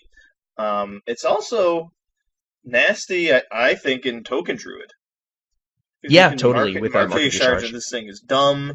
It Hmm. does have a lot of 1-drops already, but I don't think it's like unwilling to make more room, especially for a 1/3 beast. Yeah, totally. The survivability is really the main thing about the minions in that deck because you need them to survive to get buffed. Right. So I think that even like looking at Firefly and Dire Mole, which do you play? I think it's more that you just play both probably. Yeah, that's what I was trying to think too. Firefly was the first one my mind jumped to as a replacement, but I think I'd probably just replace a different card, Yeah, you can like a just go 5 drop or something. go down to one, Crypt Lord or I don't know, but cut something else out. Right. Uh, Yeah, it seems like a really good card to me. I agree. So next up I have Dragon Slayer. That guy, yes, that guy looks like he's nasty. How do you feel about that guy? So I think this is a lot like a crab, right? So this is a 3 mana 4/3. Mm-hmm. It's his 3 mana 4/3 deals 6 damage to a dragon. So this kills most big dragons or most mid-range dragons. A lot of the hugest dragons in the game don't die to this, but they do take a healthy chunk of damage. If we end up, and this also kills Cobalt Scalebane, which is really important. Mm-hmm. So if we end up seeing a ton of Dragon Priest, this card will help to keep that deck in check, and I think that's why it's in the set. Mm-hmm. But also, Scalebane's a card we've just seen a ton of, so there's a lot of decks that are already running a target for this, and its stat line is quite good. So, 3 mana 4/3 is a good enough stat line to warrant like trinket text, like Taunt, which is like arguably worse than not having Taunt on a 3 mana 4/3. Or the Kieran Tormage, which I guess is way better than Trinket Text. But still, we know that stat line is good. So having this kind of text, which is potentially destroy a large minion, is really awesome. And I think that this is a relevant hate card. Yeah, definitely. I hadn't actually thought about Scalebane. That makes it so much better. Yes. But it based on what Priest looks like it's going to be doing and how much that's going to matter, and then how much Scalebane has mattered. Having a card that is just a fine 3-drop that can actually be a huge swing depending on the situation, that's what you want. That's like Acidic Swamp Ooze. That's the kind of card that gets played. Yep, totally. It's very good. It seems like a little harder to fit into a deck than just a 2-drop crab or a 1-drop crab, but I think that, depending on what the meta looks like, you'd be happy to make room for this type of card. It's a lot swingier than a crab. I have actually I hadn't picked Dragon Slayer, but I do like Plated Beetle. Oh, Plated Beetle looks good. So that's a 2-mana 2/3 beast with Death Rattle, gain 3 armor. Honestly, I've been waiting for this card since the start of Hearthstone. I have been waiting for a cheap idiot with Death Rattle heal your hero. Like, I've always wanted that card. Especially since N'Zoth came out. Right. And just from like playing Magic the Gathering and Kitchen Finks and Ravenous Baloth, and cards that do that in that game, I've really longed for that kind of effect in Hearthstone. And then this is actually better because it's armor. Armor is pretty much always going to be better than health. There are exceptions, but when you're playing it early, this is great. You can play the Plated Beetle on turn 2 with 30 health and still get your 3 armor. It's also a beast. It's like, it's not insane, and it's competing with Galactica Crawler, which is why Right. I don't know how much play it's actually going to get. Right. I think, if anything, it would probably be something that, like, a singleton priest deck or something is using to fill out the early game. If aggressive decks are just too aggressive, having this kind of thing would be really helpful. It is cool, though, that it helps you upgrade your Jasper Spellstone.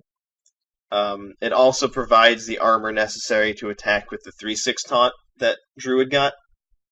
Right. So there's like a couple of ways that, and the armor can also be helpful for a bunch of the warrior cards. So there's a few ways to like use it beyond just being an early way to keep yourself alive, which is why I like it. But because of Galactica Crawler, I'm not sure how much it's actually going to get used. Yeah, but it is another cheap beast. 2-mana 2/3 is a good stat line, and it's better than River Crocolisk. So, and yeah, I mean that effect is good. Handlock type decks would be happy with that sort of effect. I don't know if they'd actually run this card, but maybe they would. Yeah, I mean, they just got Homunculus. Like a lot. Right. Once again, it's all about the opportunity cost, and with something like this. But if there's a singleton Warlock deck, I'd probably be pretty happy with this, for example. It also comes back from N'Zoth, so that's probably not that relevant most of the time. So another card. No, go on. I was gonna say, if it had Taunt, this would be a different story. Oh, and if yeah, it were no, a 2/4, I think this card would be insane. And a demon. Yeah, I mean, if this card had Taunt, I'd feel a lot better about it. But that would be a card. Yes, it would be a lot less uncertain. So another card that I have here is Shroom Brewer. So this is a 4-mana 4/4 with Battlecry, restore 4 health. So I don't know if this card will see play right away, but I do feel like this feels a niche that I have been wanting for a while, and that's the Antique Healbot niche. So this is obviously not Antique Healbot, but this is another neutral. This is a minion that restores health, and control Warlock decks love cards like that. So especially if they're getting a bunch of cards that are dealing damage to it, and they're sort of trading their health for presence on the board. Having this type of effect on a minion with like a reasonable body is quite good. So, compared to Healbot, you're getting a lot less health. You're getting half as much, but it also costs 1 less mana, and it's 1/1 stronger. 4-mana 4/4, like we've said this episode, can tango. So this card looks like a decent mid-range minion in a deck that's looking to trade off its health for value. And control decks look to do that, specifically Warlock control decks, which don't have a good way of recovering health. So this just is a card that fills a niche that just hasn't been filled for a while. Yeah, you're right. This actually, in the context of Warlock, looks like it could be pretty nice. When I saw it, I immediately thought of Jinyu Waterspeaker and didn't really think much more about it. Or like Darkshire Alchemist, I think is what it's called. There's a 5-mana 4/5 in Priest that heals 5 health, and that never really did anything. But this is neutral. Right. This is gender neutral, so it it could actually do something for Warlock, and actually maybe even, I think this is better than the Alchemist. You're basically getting a 4/5 for 5 is definitely worse than a 4/4 for 4. Yes, I agree. Um, For sure. and some of the lists have been using things like Embrace the Darkness, I think is what it's called, or Essence of Darkness. It makes your healing deal damage. Oh, I think it's like Embrace the Embrace Shadows. the Shadow. So this could also be cute with Soul Priests and things like that, and there have been these aggressive priest decks. But yeah, I like it, Warlock. Yeah, I think that was a card, an effect I was looking for a very long time since like Reno rotated pretty much. Yeah, and we So lost the bot. it's yep, we're finally seeing it, and that's really good. And I think it's worth at least pointing out. You might see a little bit of Shroom Brewer, so I hope its Battle Cry is nice. Yeah, I would be stoked to see that guy getting played. I definitely give it a spin. Um, Sure. I actually have a different common 4 drop that I selected. Which? Hoarding Dragon. Oh yeah, that card looks So cool. this it's a 4 mana 5/6. Like, what do you do? it's it's not. So the first card to think about is probably Hungry Dragon, which never saw Yes. play. Right. Um, the main issue with Hungry Dragon is that you help them kill your guy. Like, Yeah. and their guy gets to attack before your guy. So there's actually a bunch of stuff wrong with that situation. Hoarding Dragon doesn't give them crap until after they kill it.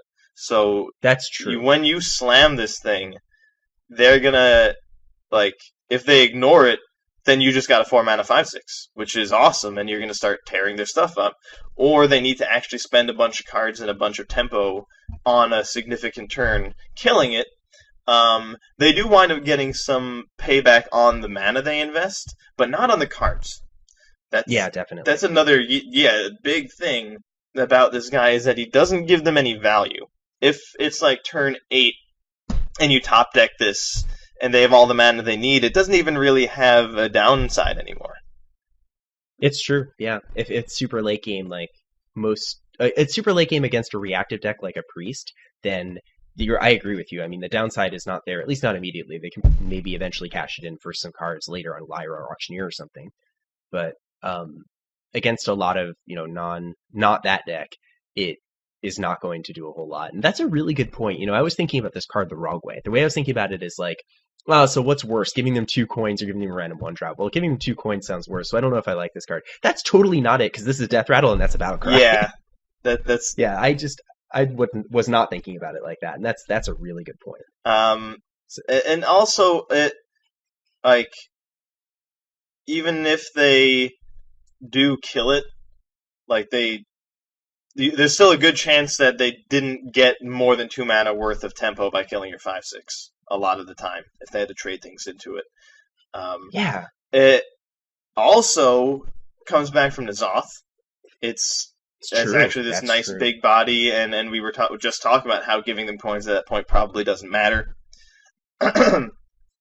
Now, I don't know how good this card would necessarily be against Miracle Rogue or Quest Mage, because the Right. coins are more relevant in those games, or even Rizaka's Priest. If they're holding a Lyra and a Shadower Death when you play this card, I mean, it's not going to turn out too well.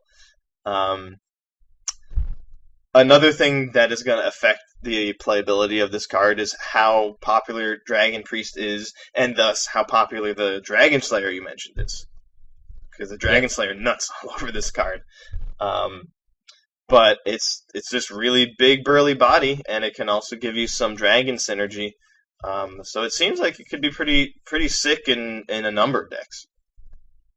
Yeah, totally. I think that this is a strong card, and we will probably. It depends on the meta, right? Like you said, there's a lot of decks that just some of them are like okay with the coins, some of them just use the coins for like evil, Yeah, and degenerate stuff.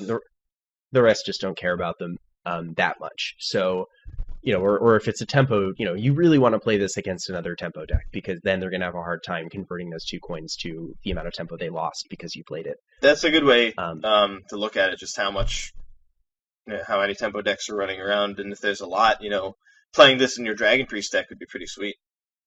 Oh yeah, totally. This into So Drakenet Operative 5/6 into 5/6. hard to beat that. So moving into the rares, the first rare that I have here is Scorpomatic. I have that one too. Yeah, so this is the fourth card on my list.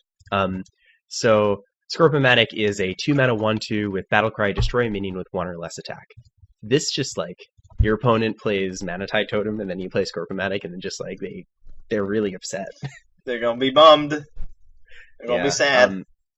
So there's a lot of interesting stuff about this card. So I think the first upside is it's a mech. We don't see that many mechs. I know, I missed them. Where have they gone? The last one we got was like the meat wagon. Right. Yeah, totally. And that card didn't exist. So like it's pretty cool. It also shows us that Blizzard is willing to make targeted hate type cards, like small minions that destroy other minions that have claws that are not crabs. Oh yeah, it's not just crabs anymore. Right. This is a scorpion. They're like, we're more creative than that. Don't start calling them crabs. Like, hold on a sec. It's not even a scorpion. It's a robot scorpion. Right. It's like, it's super cool. I mean, an obvious downside is this thing is like horrendously understated and it doesn't actually get a buff when it kills something. Unlike, the other crabs like a Locker Crawler, but there are a lot of targets. Yeah, it's not 0 attack, it's 1 attack, so you can get Northshire Cleric. Totally relevant thing to pick off. Doomsayer as always. It's not a random enemy like Stampeding Kodo. So if you're really trying to deal with Doomsayers and things like that, this is going to do a much better job than Kodo does. Yeah, sure, for sure. I mean, unfortunately, like in a sort of a pretty common scenario is they're going to have a Firefly and this is your turn 2 play and like you probably would have rather just play your Firefly and the token into their Firefly. Yeah, or even a River Crocolisk. Yeah, so I think the stats are kind of the bane of this card. If it was a 2/2, I'd feel differently. But if this is 2/2, I think this card would be really, really, really good. Yeah, it would be much better. Yeah, but as a 1/2, I don't know if it's actually good enough. But it's still cool and worth talking about. I think the best place for this card is Paladin because of the synergy with Peacekeeper. Yeah, that's a really good point. You had mentioned that, and that's super cool. I mean, because there are some minion, like most of the time when you give a minion 1 attack, it's like basically dead or close to dead. But there are some cases where that's not true, especially if you're trying to develop a bunch of 1/1s to buff them. Yeah, if they're going to ultimately use it as a target for their Bone Mare, their Spike Ridge Steed, then actually getting off the board is pretty rel. And there's like Ysseras and Lich Kings going around and Cobalt Scalebanes when it really does matter. That is no longer there. Yeah, it's totally true.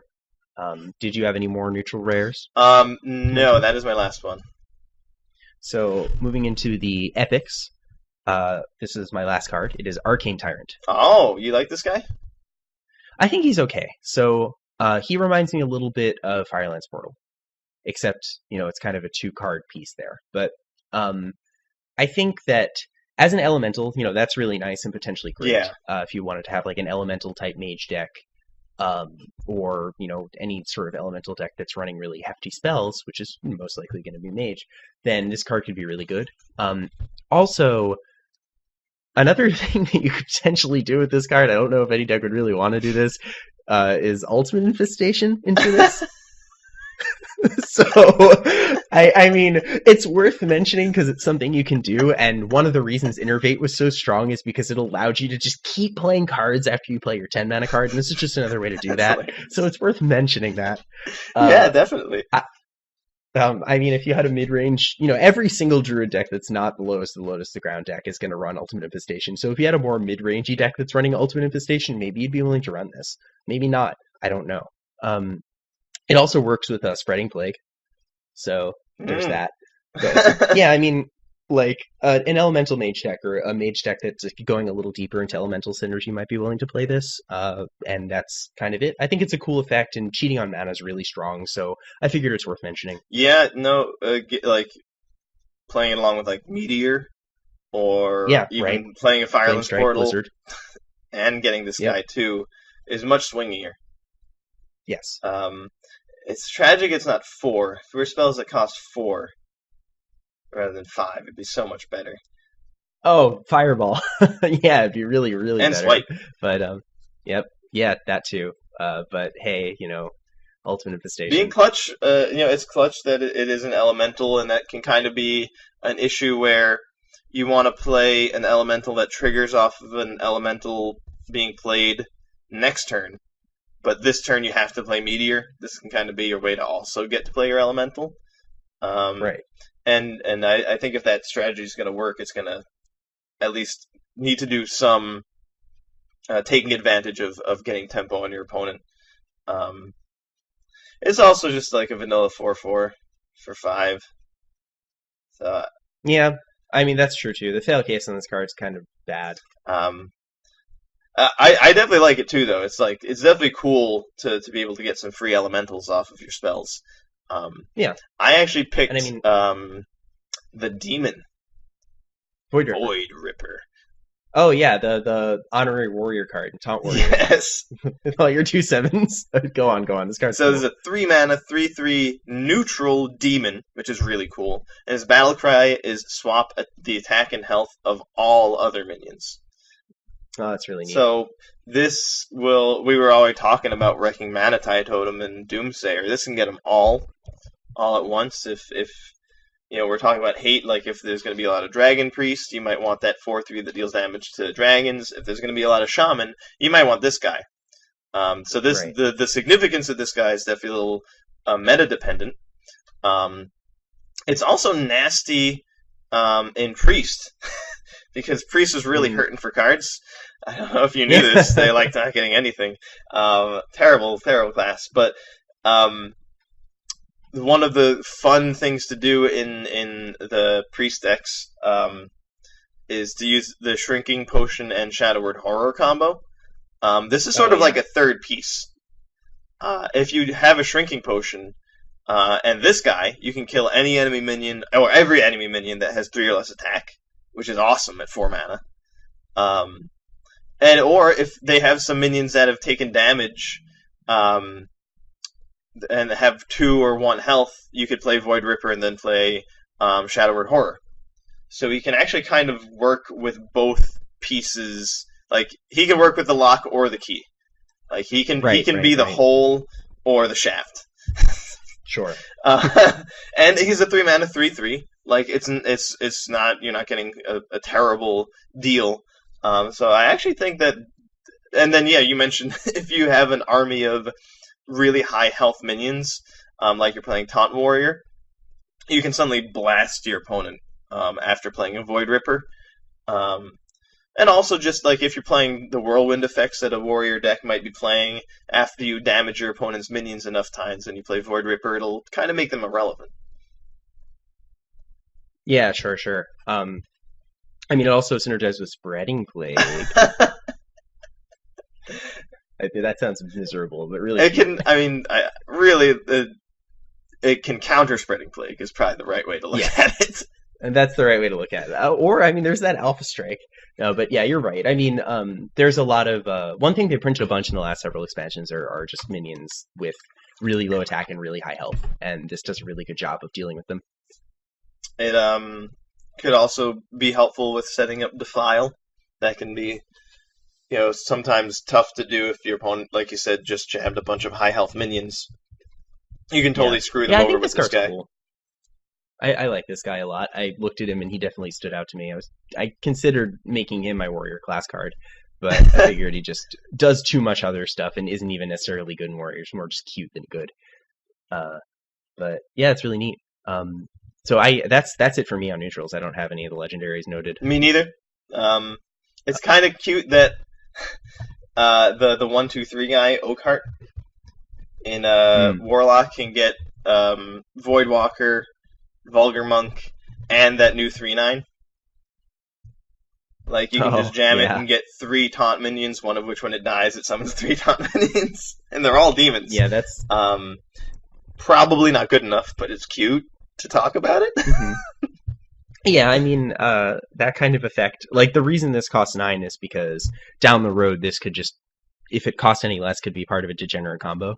So you have to like make that kind of effect that's so open and also so cheaty, just like you have to make it really expensive. Yeah, it is. It could that. I mean, of the legendaries, that's the one that could potentially be pretty sweet in some kind of deck. But it's also 9 mana for a 5/5.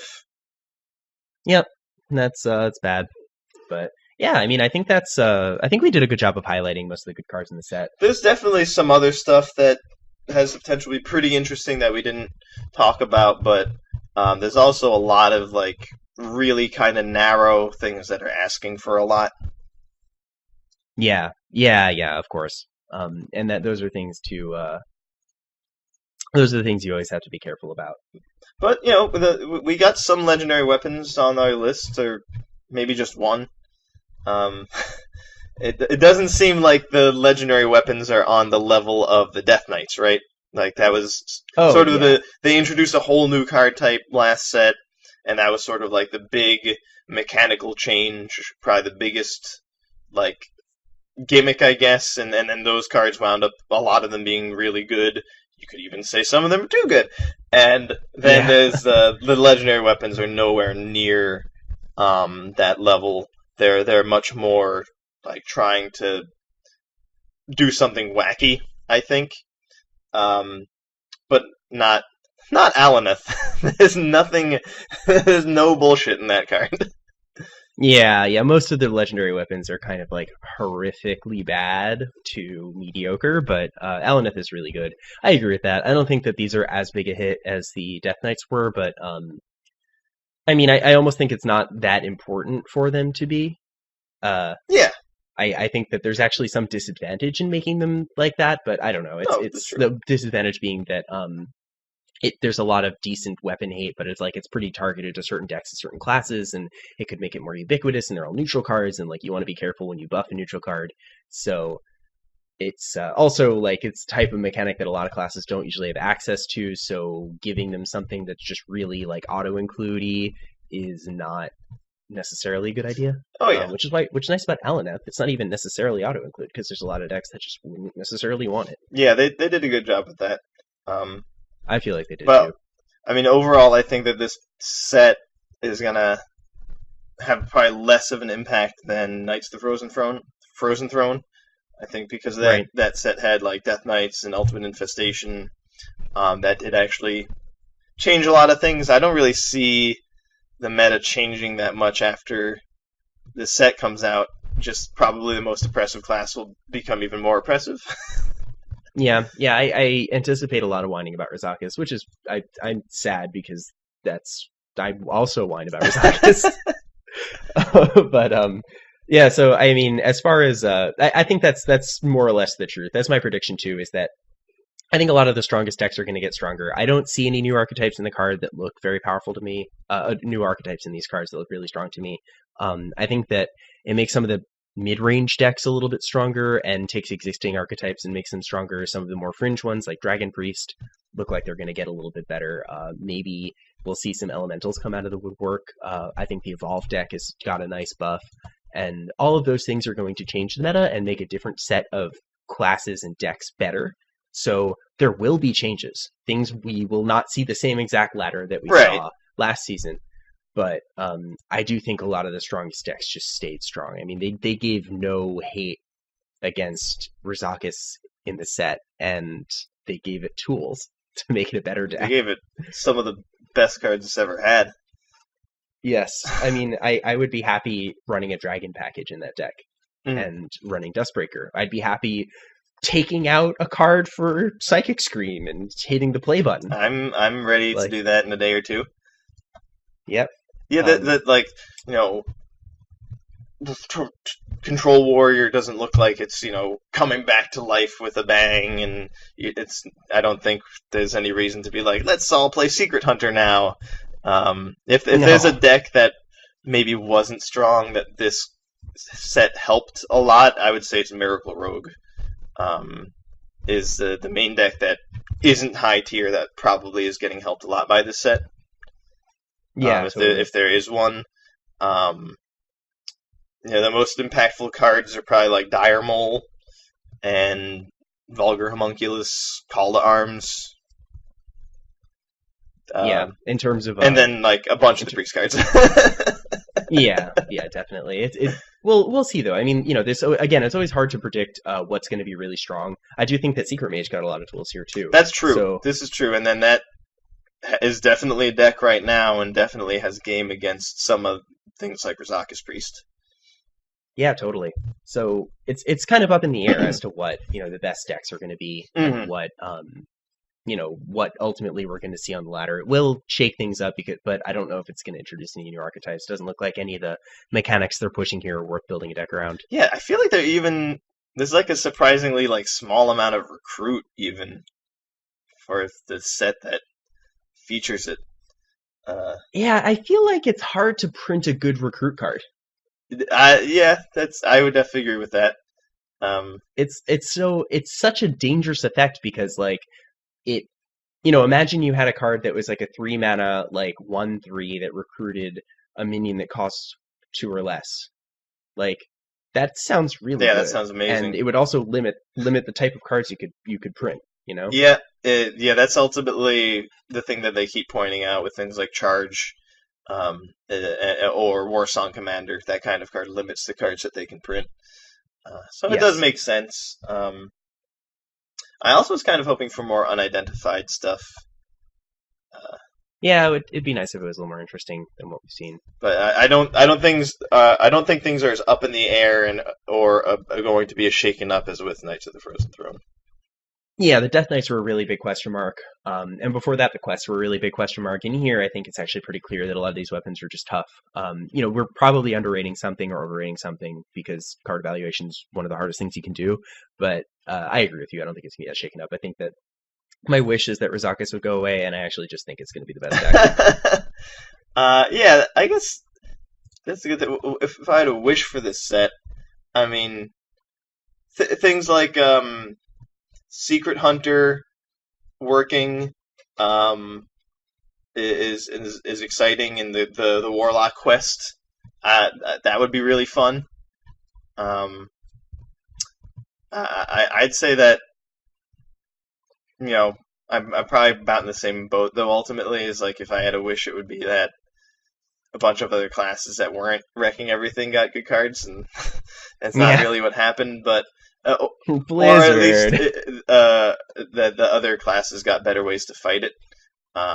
Yeah. But I'm pretty excited to jam some plated beetles and just let the I'll just ride them wherever they go. I'll just follow my plated beetles around. Sure. Yeah, so I think that's the set. Yeah, that's Kobolds and Catacombs. It should be out tomorrow. Yeah, tomorrow. I am very excited, so even if maybe not many of the cards are terribly good. There's a lot of fun, crazy stuff. Yeah, definitely. And it looks interesting, and just having things shaken up. The solo adventure. But looking at all these cards, I almost forgot that there's a solo adventure with a whole bunch of other non-collectible cards. That's going to be sweet. Yeah, that'll be fun to play. I'm looking forward to doing that. That'll be a fun little activity. I don't think it'll have that much replayability, but it'll be enjoyable. I'm pretty stoked. Yeah, definitely. I know a lot of people like the solo content. It doesn't get a lot of attention in sort of the popular Hearthstone media, but I do think a lot of people enjoy the solo content this game has to offer, and something like a roguelike is really good. Yeah, if they can really, I mean, they're claiming it's going to have replayability. I guess that's my wish, is that they make good on that. Yeah, I hope so. But in the meantime, you think that's good? Oh yeah, let's wrap it. So you can find us all over the Everywhere. internet. Even places you really wish we weren't. Yeah, like Twitter. So you can follow us on Twitter at LastTurnHS, on Facebook, facebook.com/LastTurnHS. All our stuff is available on iTunes and Stitcher and Google Play. You can find us on SoundCloud. That's sort of our OG website, soundcloud.com/LastTurn. We also have a YouTube channel, and you can get a link to most or all of these places at lastturnhs.com. As well as Kobolds and Catacombs spoiler. Yep. You could look at all the cards there if you want. And yeah, you should definitely bookmark it and do that, and check us out there, and go listen to us on a service you don't usually use. Give us some comments about our predictions, if you think we're completely wrong, probably that, or if you thought we were right, or any other insights, combos we might have missed. Give us a tweet or a Facebook comment. Yeah, feel free to clip this audio, and then in 3 months, when one card that we said is bad is just destroying everything, like feel free to post that on Reddit or wherever you want, because that'll be really Shame us funny. as publicly as possible. Tell your friends, your family that we're just terrible at Definitely. Hearthstone. And when you're shaming us, don't forget to tag us on Twitter. That's Please. really important. So we'll catch you guys next term. Oh my god, we'll catch you guys next turn in the Catacombs. See you in the Catacombs.